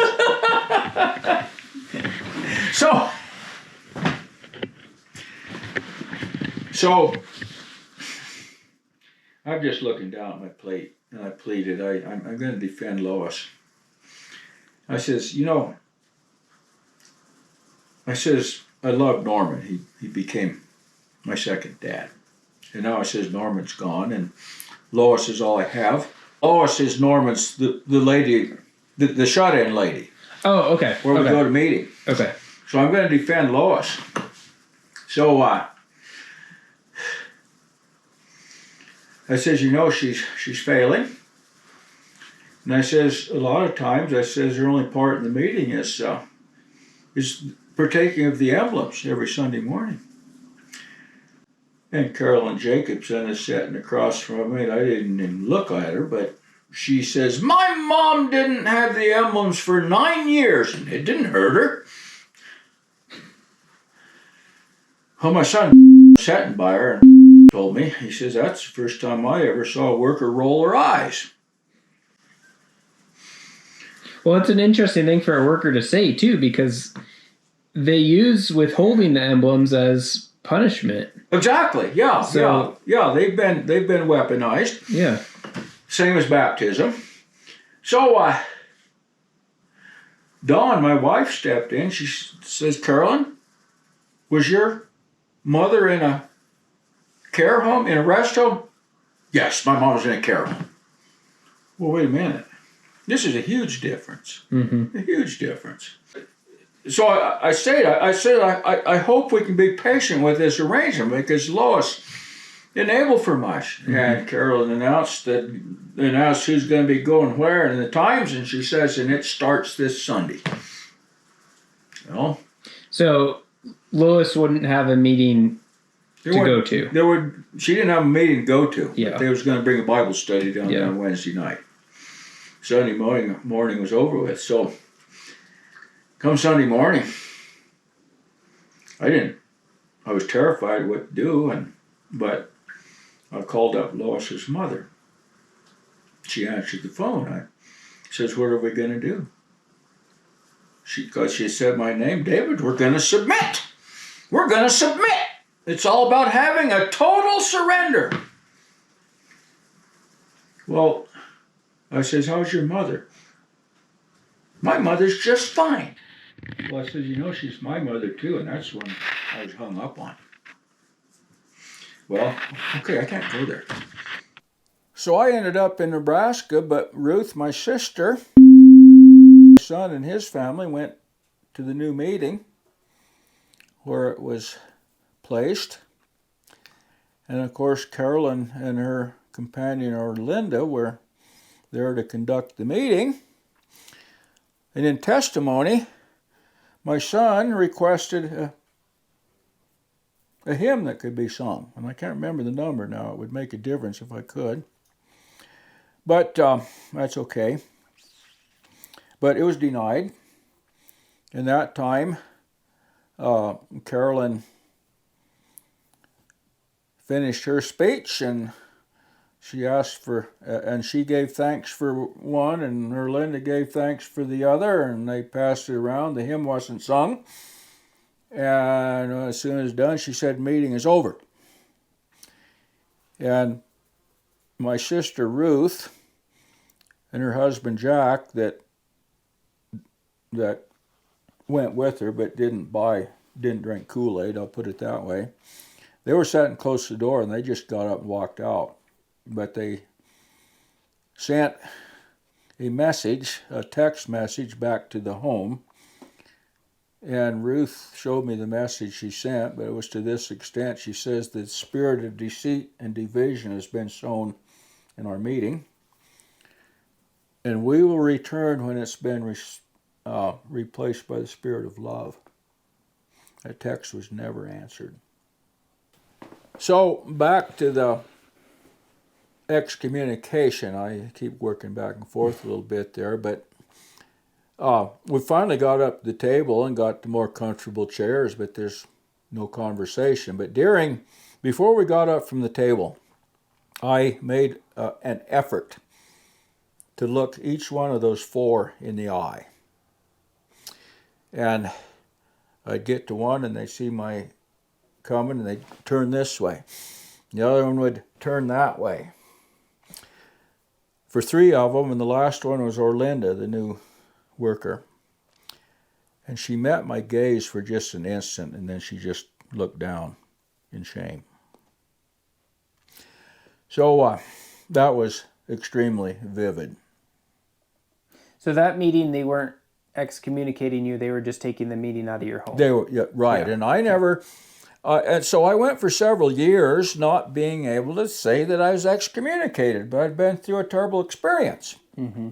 Well, year after that, but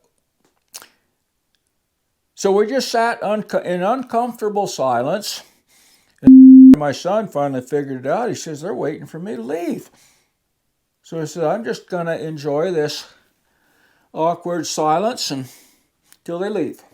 And it took a long time. And they finally got up to leave, and I showed them to the door, and I put a monkey on their back, a really heavy one. I said, I hope you people can remember Lois, and I hope you can think about charity. And that was what I sent them out the door with. Well, they went straight back to the elder's home where they were all four staying, and they took the report that David kicked us out of the house and told us to never return. And that message went at the speed of the light to the west coast and halfway across Nebraska. And everywhere I go ever since then, I am poison, and it's easy to tell. So 3 winters ago, I took Dawn and my mother-in-law to Rochester, Washington to bury Auntie Carol, my mother-in-law's little sister. And Gary Paul had spent a lot of time in our home, and I hadn't seen Gary Paul for over 25 years. And between the service and getting the hall set up for the lunch and afterwards, there was Gary Paul out there about 30 yards by himself out. Then I just there where he was, and I went out and I extended my hand, and a handshake ensued, but you'll have to tell me who you are. And the instant I said David Cronk, his hand fell out of mine, and he turned to one side and walked away. Oh, that's how effective the message was that they took back. My sister figured out exactly how that worked. She went to the man that told me, and she went down the succession because they was all relatives that she'd married into, and found out exactly. It ended up that Ruth's cousin-in-law, we'll call her, worked in the same office in Torrington as the elder's wife, and that's how that came down to. So we learned that was absolutely confirmed, which was very interesting and a very effective lie for them. But they finally left. But somehow or other, they thought they could do this little precision deal, and they're just going to get me out. And within a week, Carolyn was back to get my wife brought back in. She wants to meet my wife for coffee, but my wife wouldn't meet Carolyn for coffee. And within a few days after that, she's requested supper with my son. And he got that request in the morning, and he agonized all day, and he finally brought me the email that he sent, or the text that he sent to Carolyn, because Carolyn only communicates by text or email. Interesting. So there's nothing can be revealed of emotions like if you're talking one to another. So, but here's the text. I think I can quote it verbatim that sent to Carolyn. He said Jesus said to try the spirits. He said, the last time I had supper with you, the Spirit was very evident, and it was not the Spirit of our Lord. I don't feel it would be safe for me to have supper with you at this time. And that was the text that he sent. It's a pretty good response. It was a wonderful response. There was a reply, sorry you feel that way. So, yeah. That was the end of it I've told you a little more about that. So, I got assigned a meeting in Nebraska, and I went to it for a year, and Dawn would only go with me 2 or 3 times, but within a year it was easy to tell that I was suspect in that meeting. And in the meantime, I invited my friend Dan from Wheatland that was on a second marriage. And professing or no? Yeah. Yeah. Yeah. Well, excommunicated, sure. Professing. Well, he came to the Scottsbluff Convention after I'd been going to this meeting in Nebraska for a year. Well, on Sunday they asked for testimony, and Dan stood to his feet. And I walked in, and there was Dan, so I sat down by him. Well, he stood to his feet, and they finally got to him, and he began to speak. He spoke for quite a while, and he talked about something being pure. And he says if you add even a hint of anything else to it, it's no longer pure. Mm-hmm. And I had invited Dan to our meeting in Nebraska. Following that summer before my excommunication, and Dan came. Before my excommunication, right after the Chugwater incident with Scott Rosher, I went to at the meeting. I said I cleansed my meeting. I says there's going to be no more judgments in this meeting. I says I want everyone to be able to have no fear to speak, sing, or pray in this meeting. I laid it all out, and I had talked to the lady of the house and the excommunicated man before. They had a chair for him back in the corner, and that's where he sat. Yeah, well, she said we could put the chairs in the circle, and that was a wonderful thing, and everybody was in a circle. But the excommunicated people, except for Dan, were not yet ready to have a part, but at least they were sitting with us. Mm-hmm. Instead of in the corner with the dunce cap like they were supposed to be. But Dan began to come to that meeting, and my brother and sister-in-law, my older brother and sister-in-law, were coming to it at that time. You know, and they would testify, and I can too, that we had the sweetest fellowship that we'd ever had for a few meetings there. But pretty soon Carolyn would start showing up unannounced, and but Dan was never there the times that she showed up unannounced, but it was very obvious why she was there. And in the meantime, the spirit of the lady of the home had changed, and the dunce chair was back in the corner again for the divorced and remarried man. And then our excommunication came. So we went, like I say, we went a year. Well, Dan gave his testimony at that Scottsbluff Convention. And he laid it out exactly how it was, and without mentioning my name, he talked about the man that had helped him, which was me, and the abuse that he suffered for it. You could hear a pin drop. There was silence, and at one point, Gasser was conducting the meeting, and he kind of told him, but he never ordered him to sit down. And Dan finished his testimony. And you could hear a pin drop. And what was interesting is that there was some deaf people there, and there was someone signing to the deaf people down in front. And what I observed is that they never quit signing the whole time. And after the meeting, about the first guy I run onto was the elder of the meeting that I've been going to in Nebraska, and he was angry beyond belief. And there were other people a few others that said how refreshing it was to hear that spoken. I wished it could have been spoke years ago. There was kind of two camps there, but it was obvious to me that I couldn't be going back down there for a meeting anymore. And that evening I called up my friend from Wheatland, and I said, on Sunday mornings, would you just like to come down to my house and we'll just share some bread around our table? And he cried and said, yeah, do that.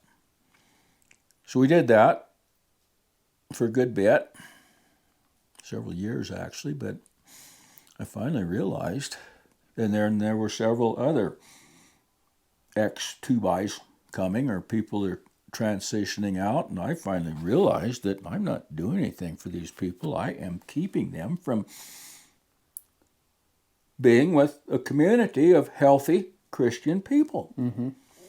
So a few months ago, I finally brought it to a stop, and we still have a Wednesday night Bible study that's smaller than it was, but I'm free now. I'm free.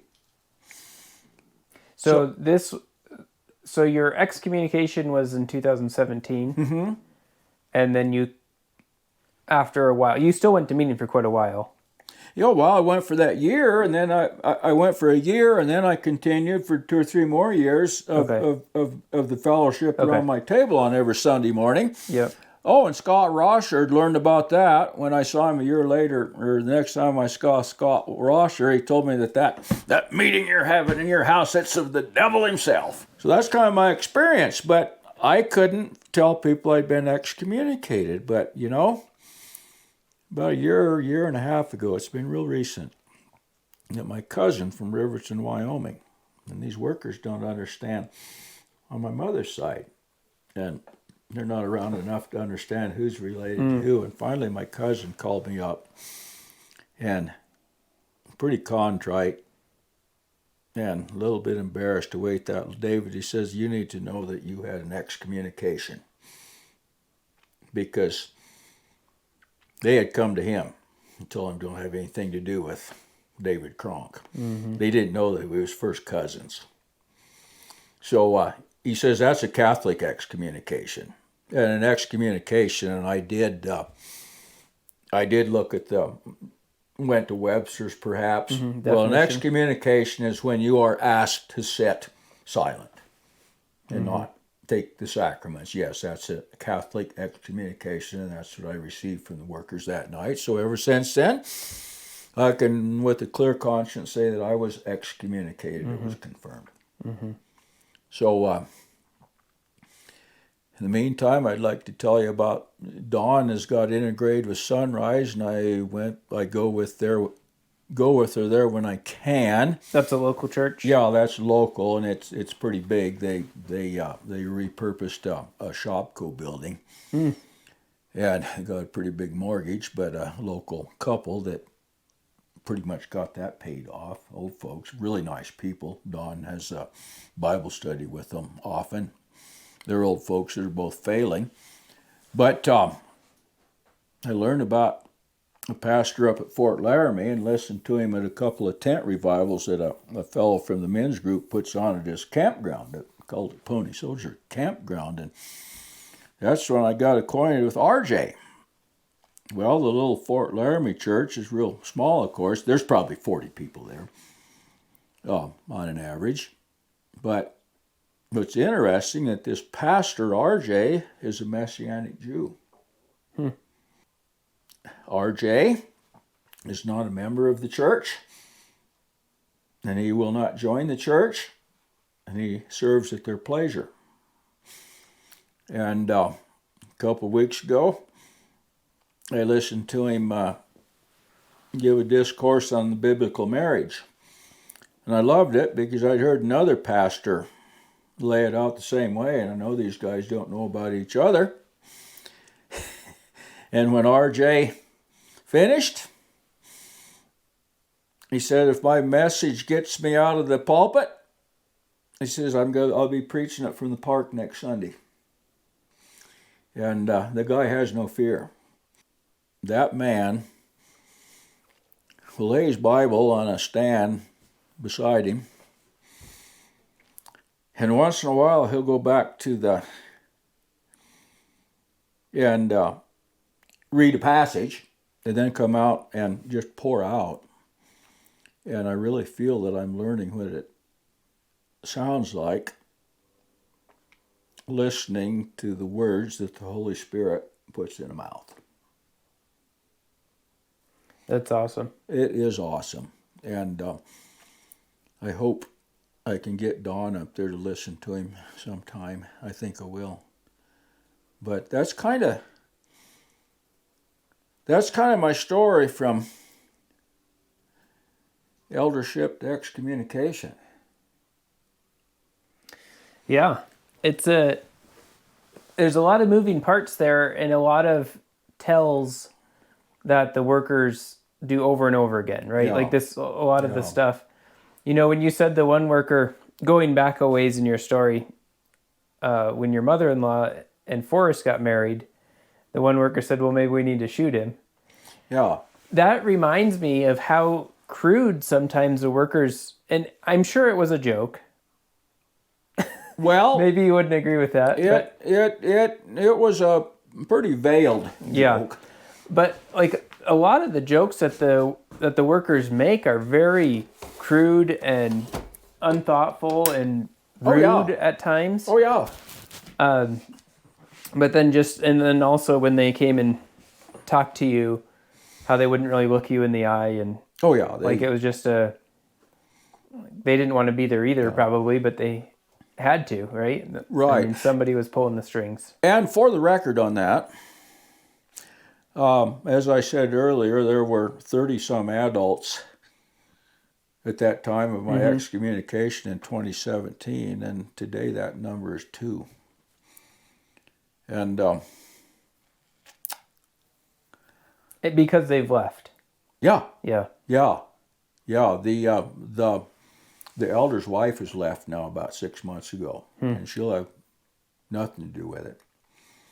And now and to prove the love of the workers, this year there was no special meeting in Torrington, and I just learned a couple of weeks ago that the 2 who are left are going down to Nebraska, an old widow lady's home for meeting. And what's really interesting about that is that lady is very infirm, was in a bad car accident a few years ago. And I saw her son that bailed as soon as he left home 50-some years ago. I saw him at an auction, and I visit with him a few times a year. So I asked him, how's your mother doing? Because I was curious. Well, he says she's doing good. I made breakfast for her this morning.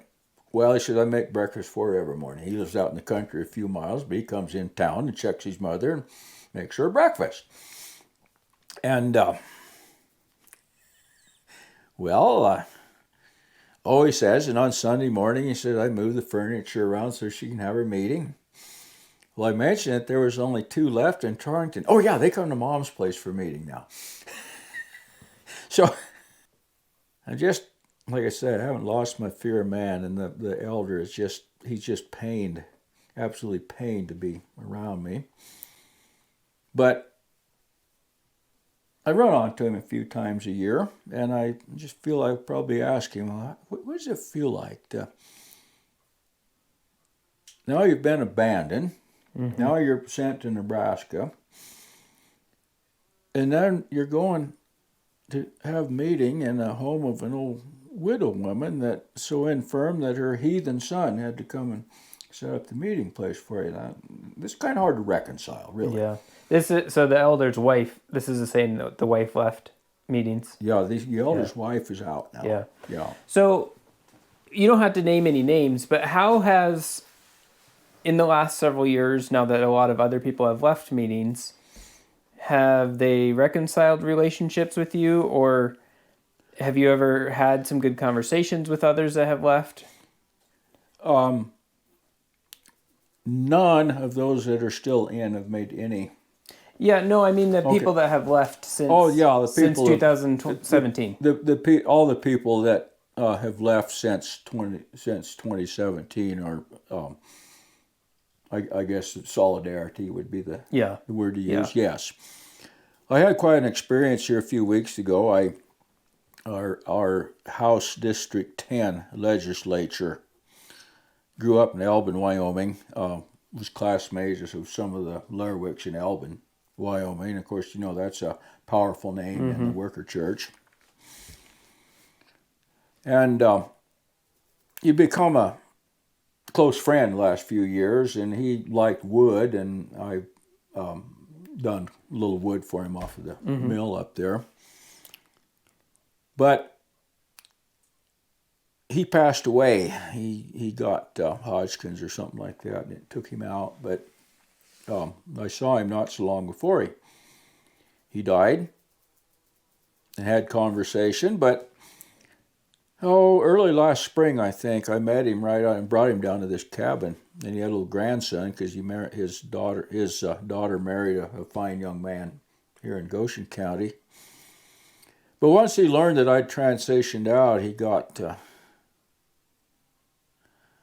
a little more honest with me, because he knew he could be, but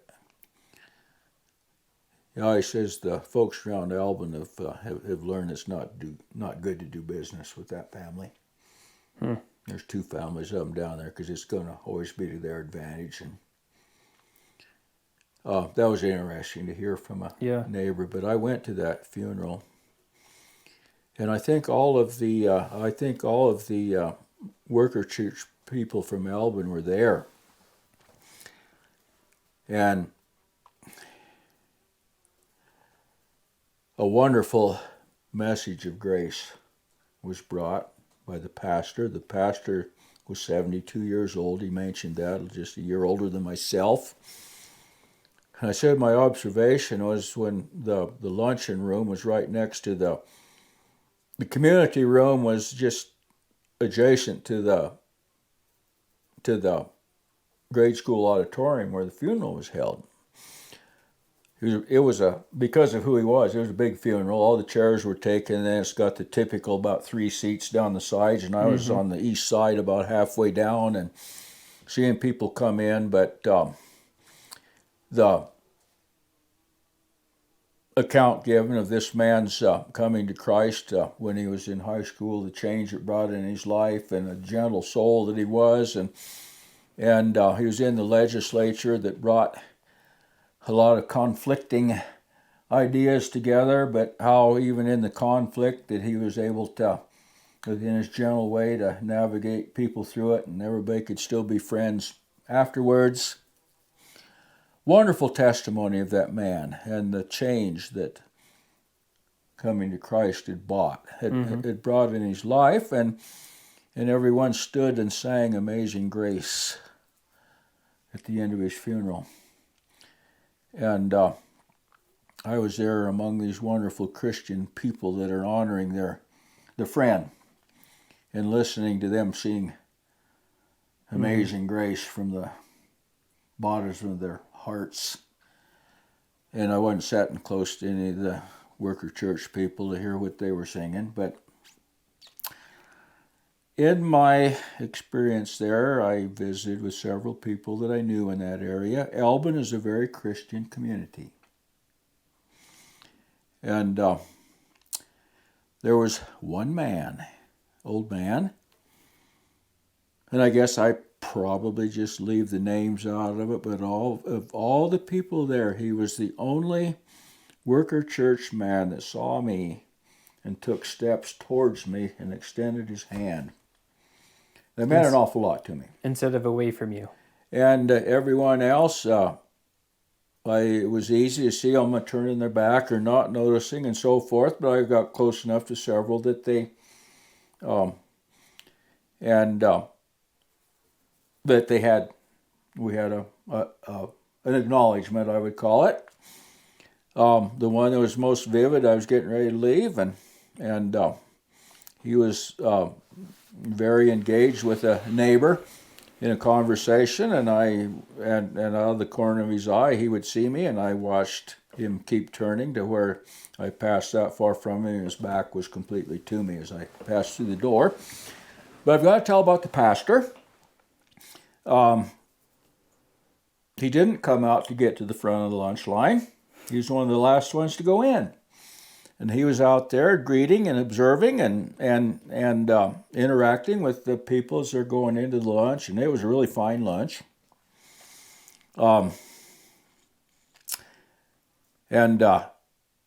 Finally he came through, but he was really engaging with the young folks as they came in. It was just beautiful. Yeah. And he cared for those people. He Say that last sentence again. I say he wanted to engage with the young folks, and he had no desire to be to the front of the food line to set up with the family and the and the workers. We know what that looks like. We know what that looks like. But it was I came home from that very, very inspired and with very a very heavy heart for those that are still. Well, entangled. it's a completely different, like you said, it's a completely contrast to the workers. Yeah. And real it's real. Yeah. It's not a performance. Exactly. There's a real care. It's what they are every day. Mm-hmm. So I moved to Torrington, Wyoming.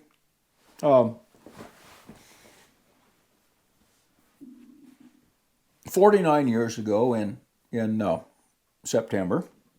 So I'm going into my 50th year as soon as the calendar turns over in a few weeks. But when I moved to Torrington, one of the first things I learned is that Torrington was in the Guinness Book of World Records.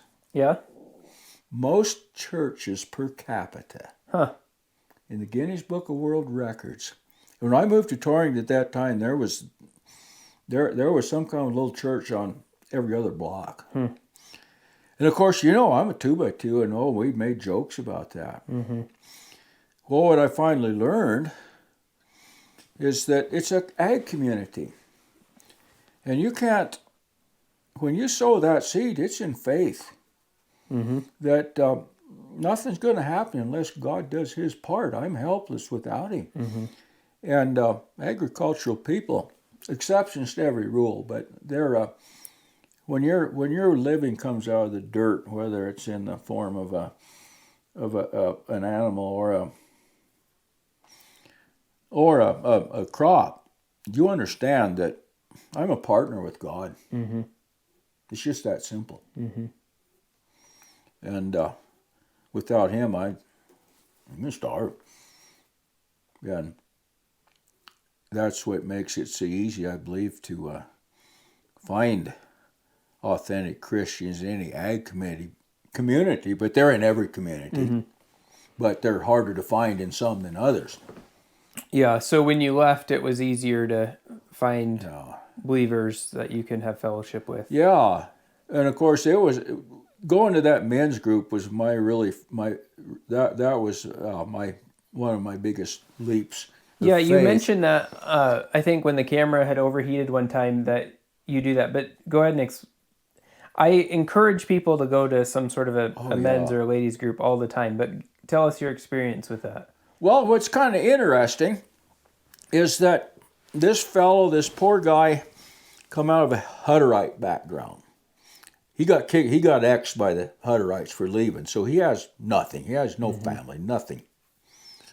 Well, I'm afraid he carries a lot of trauma from his Hutterite background, but he's the one that got a hold of him. He had my phone number, and he had a bunch of horses that he shouldn't have, and he needed hay, and I had sold him a few bales of hay, but he calls me one morning. I'm on my way to this men's breakfast, and I'm such and such, and he's quite a ways out, and thought I ought to come there for breakfast, and he was giving me a step-by-step location. I got my pickup and started heading. Pretty soon I caught up with him, and we went to the men's breakfast, and that was my first introduction to it, but it was something I wanted to go back to.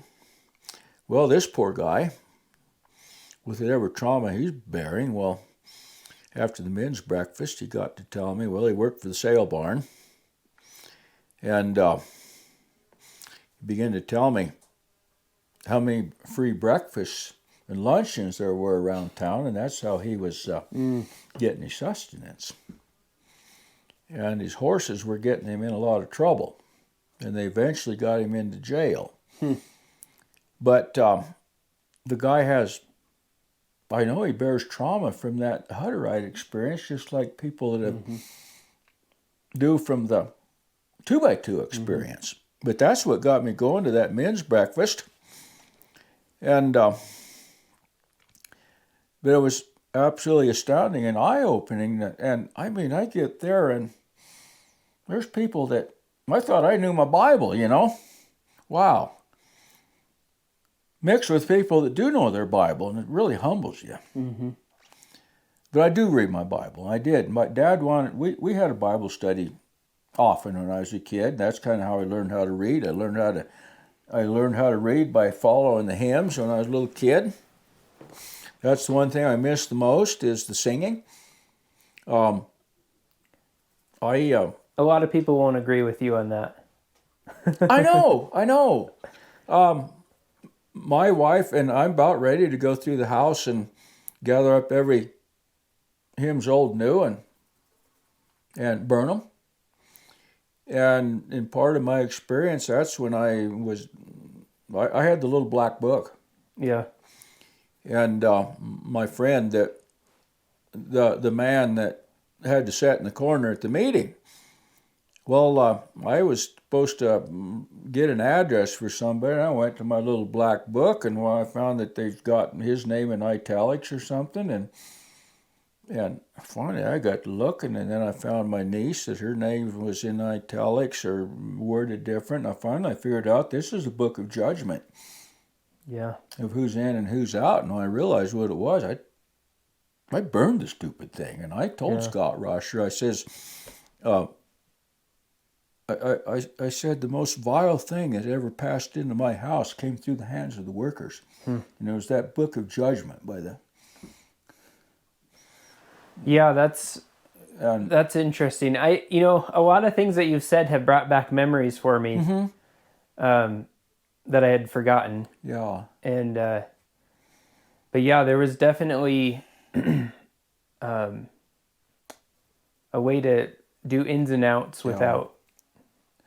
So, I got to tell you about my Mandan experience the last time I went to Mandan. Okay, one thing I just want to mention really quick. When you said you read your Bible, but, the first time you went to a Bible study or one of the times you realized that, other people could know their Bible. So, it's true, we did read our Bible. Yeah. But with lenses on. With lenses on, exactly. And so... Exactly. I had a conversation with a worker once, and I was asking some questions, and she's like, David, don't you think I know my Bible? Yeah. But that's the thing. We did read. We knew the stories. We knew we had head knowledge of it. Yeah. But our lenses prevented us from understanding the true gospel. Well, one of the things I realized, one thing we were never taught was what holiness is. And the only time we ever used the word holy was if we read it as we were reading. If it said we would read a verse, and that was the only time we ever spoke the word holy. Well, the reason is because the other churches use that word all the time. We're not like the other churches. Mm-hmm.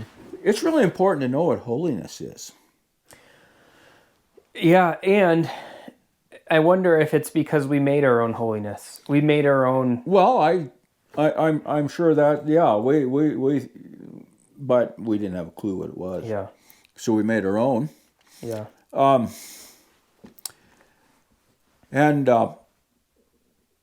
there's things I can't tell on camera but this young man that came to work for us and then went into the work, and then a couple of years ago he wanted to look me up, and of course I'm out of it. I let him know that full well I'm out of it. Well, we had our conversation right up here at the top end of the place. And I says, we need to understand who Jesus is. Mm-hmm. Amen. I said, Jesus is not a created being. And pretty soon, he says, you mean you're trying to say that Jesus is God? I says, that's exactly what I'm saying, because that's what the Bible says, and he was out of here. Amen. And when we went to Auntie Carol's funeral, I just wasn't equipped to defend it. But these two ladies came that are elderly ladies now, but they was babysitters for Dawn when she was a little girl. Okay. Little girl, and pretty soon they got to talking about this. That these people are teaching that Jesus is God. That's just evil. Well, I knew I to listen to that when I have discovered who Jesus is. Oh man, I like I say, I just let it go. I didn't feel like I was equipped to get into this. I wonder if one of the main reasons why they can't accept that is because he was the first brother worker. Well, I suppose, he was always referred to as our elder brother. The Holy Spirit is always referred to as an it. Mm-hmm. They don't, and they can't use the word Trinity because that's a Catholic word. And it's not in the Bible. It's not in the Bible. Find worker in the Bible.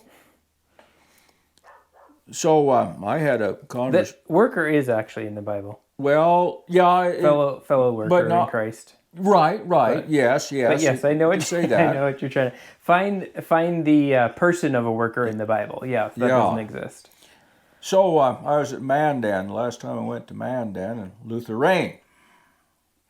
And I'd met Luther Rain in Louisiana about 50 years previous to that. And he got up and gave a discourse about end times. And I was just on the edge of my seat because he was pretty accurate on a lot of it. How long ago was this? No, this would have been in probably, it was before my excommunication. So Okay. probably 15 or 16. Okay. And quite a bit of what he said was accurate. There's some really, 1948 when Israel was a nation, that was, actually that was prophesied to the day. And he didn't know that and didn't bring that part of it out, but I have it shown to me since.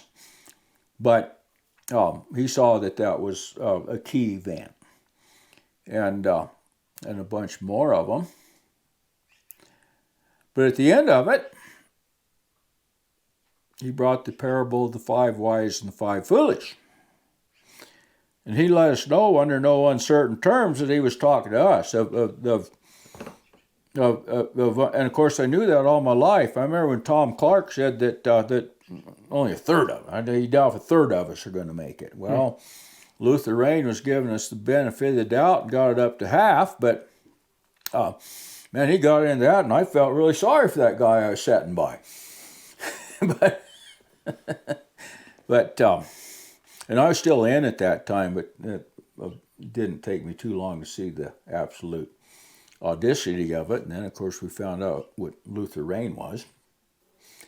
And I find it really interesting that of my excommunicators, that Robert Corfield is internationally confessed pedophile.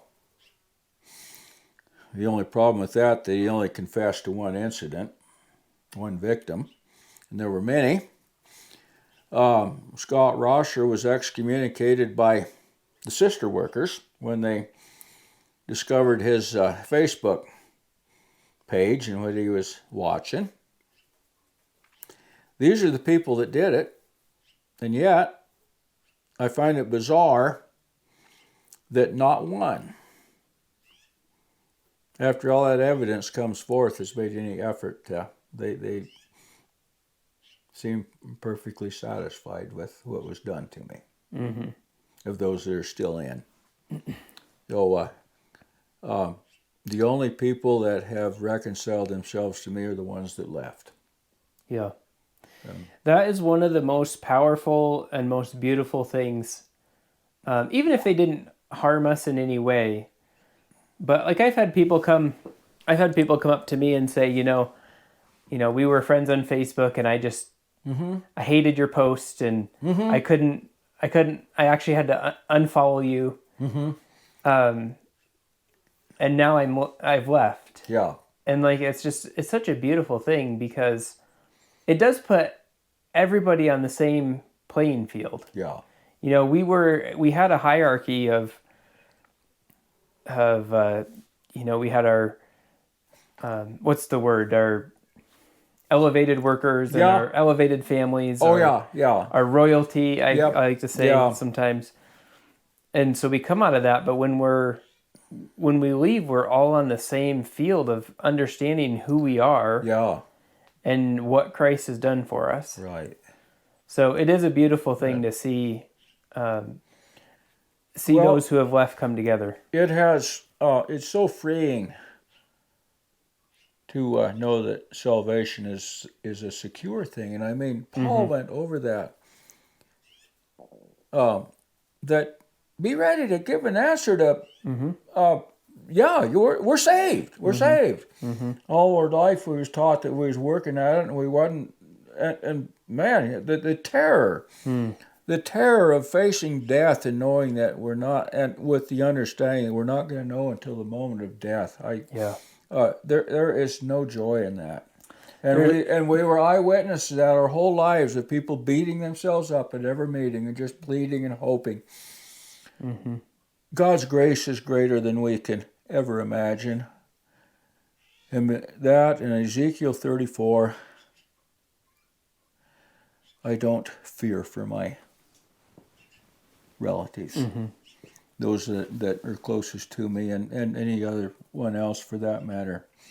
The man that sets up the meeting down the Scots Bluff, The unprofessing man that sets up the meeting, he has one sister that never did buy into it. And he said they had conversations when they was late teenagers, and back then they says, well, what? Why do we try to make God so little? And we kept God nailed inside this little tiny box. Do you know what the label on that box is? Religion. Yeah. Yeah. That's what it is. So I finally, 2 or 3 years back, in Revelation, it gives the dimensions of heaven. Of the New Jerusalem. Of the New Jerusalem, yeah. And it says, in my Father's house are many mansions, and I go to prepare a place for you. Get to where I love that scripture. Well,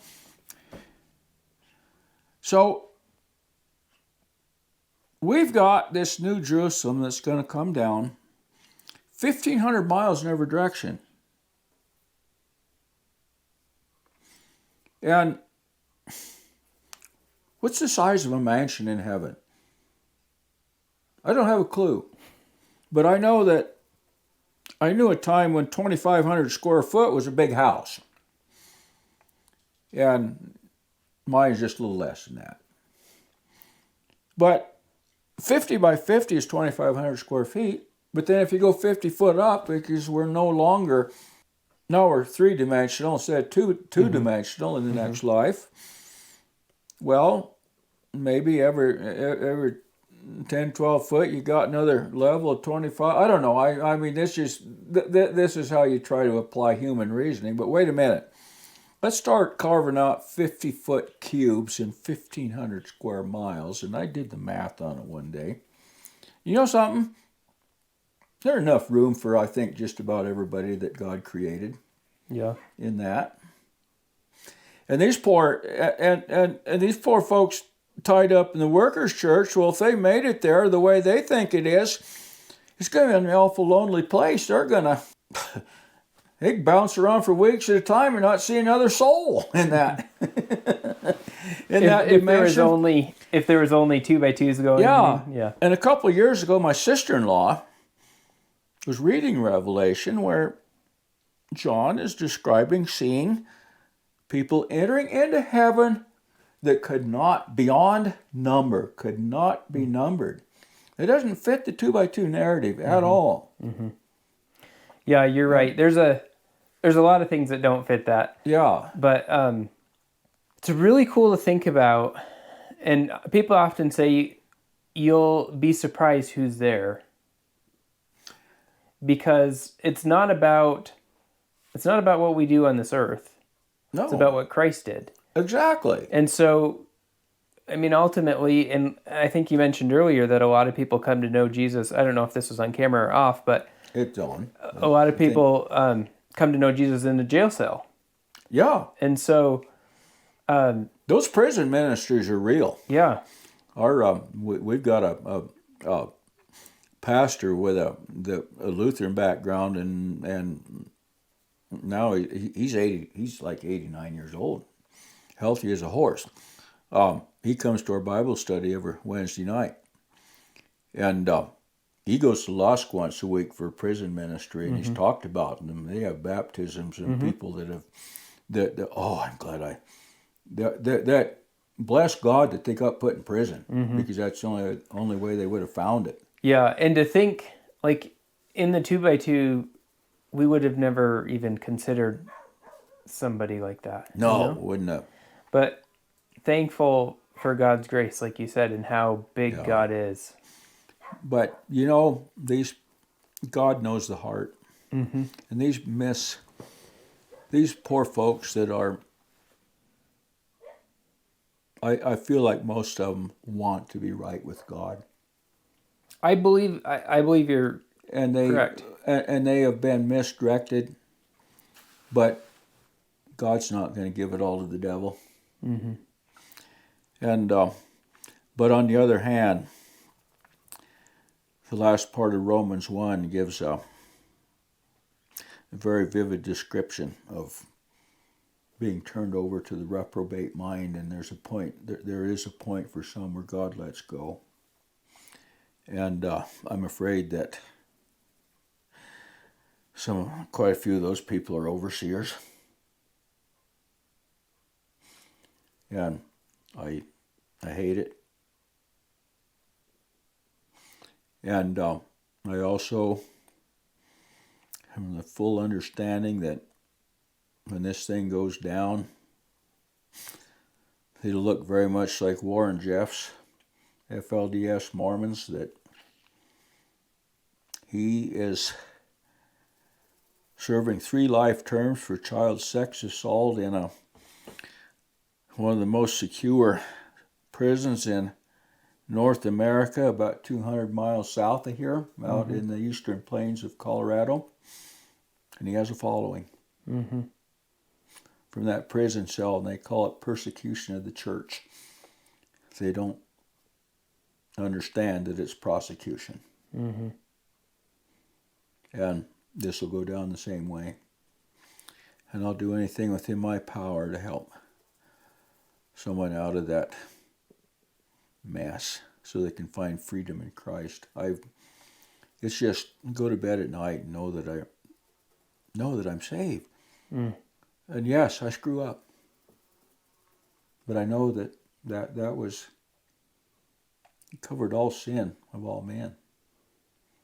But we have to take the gift.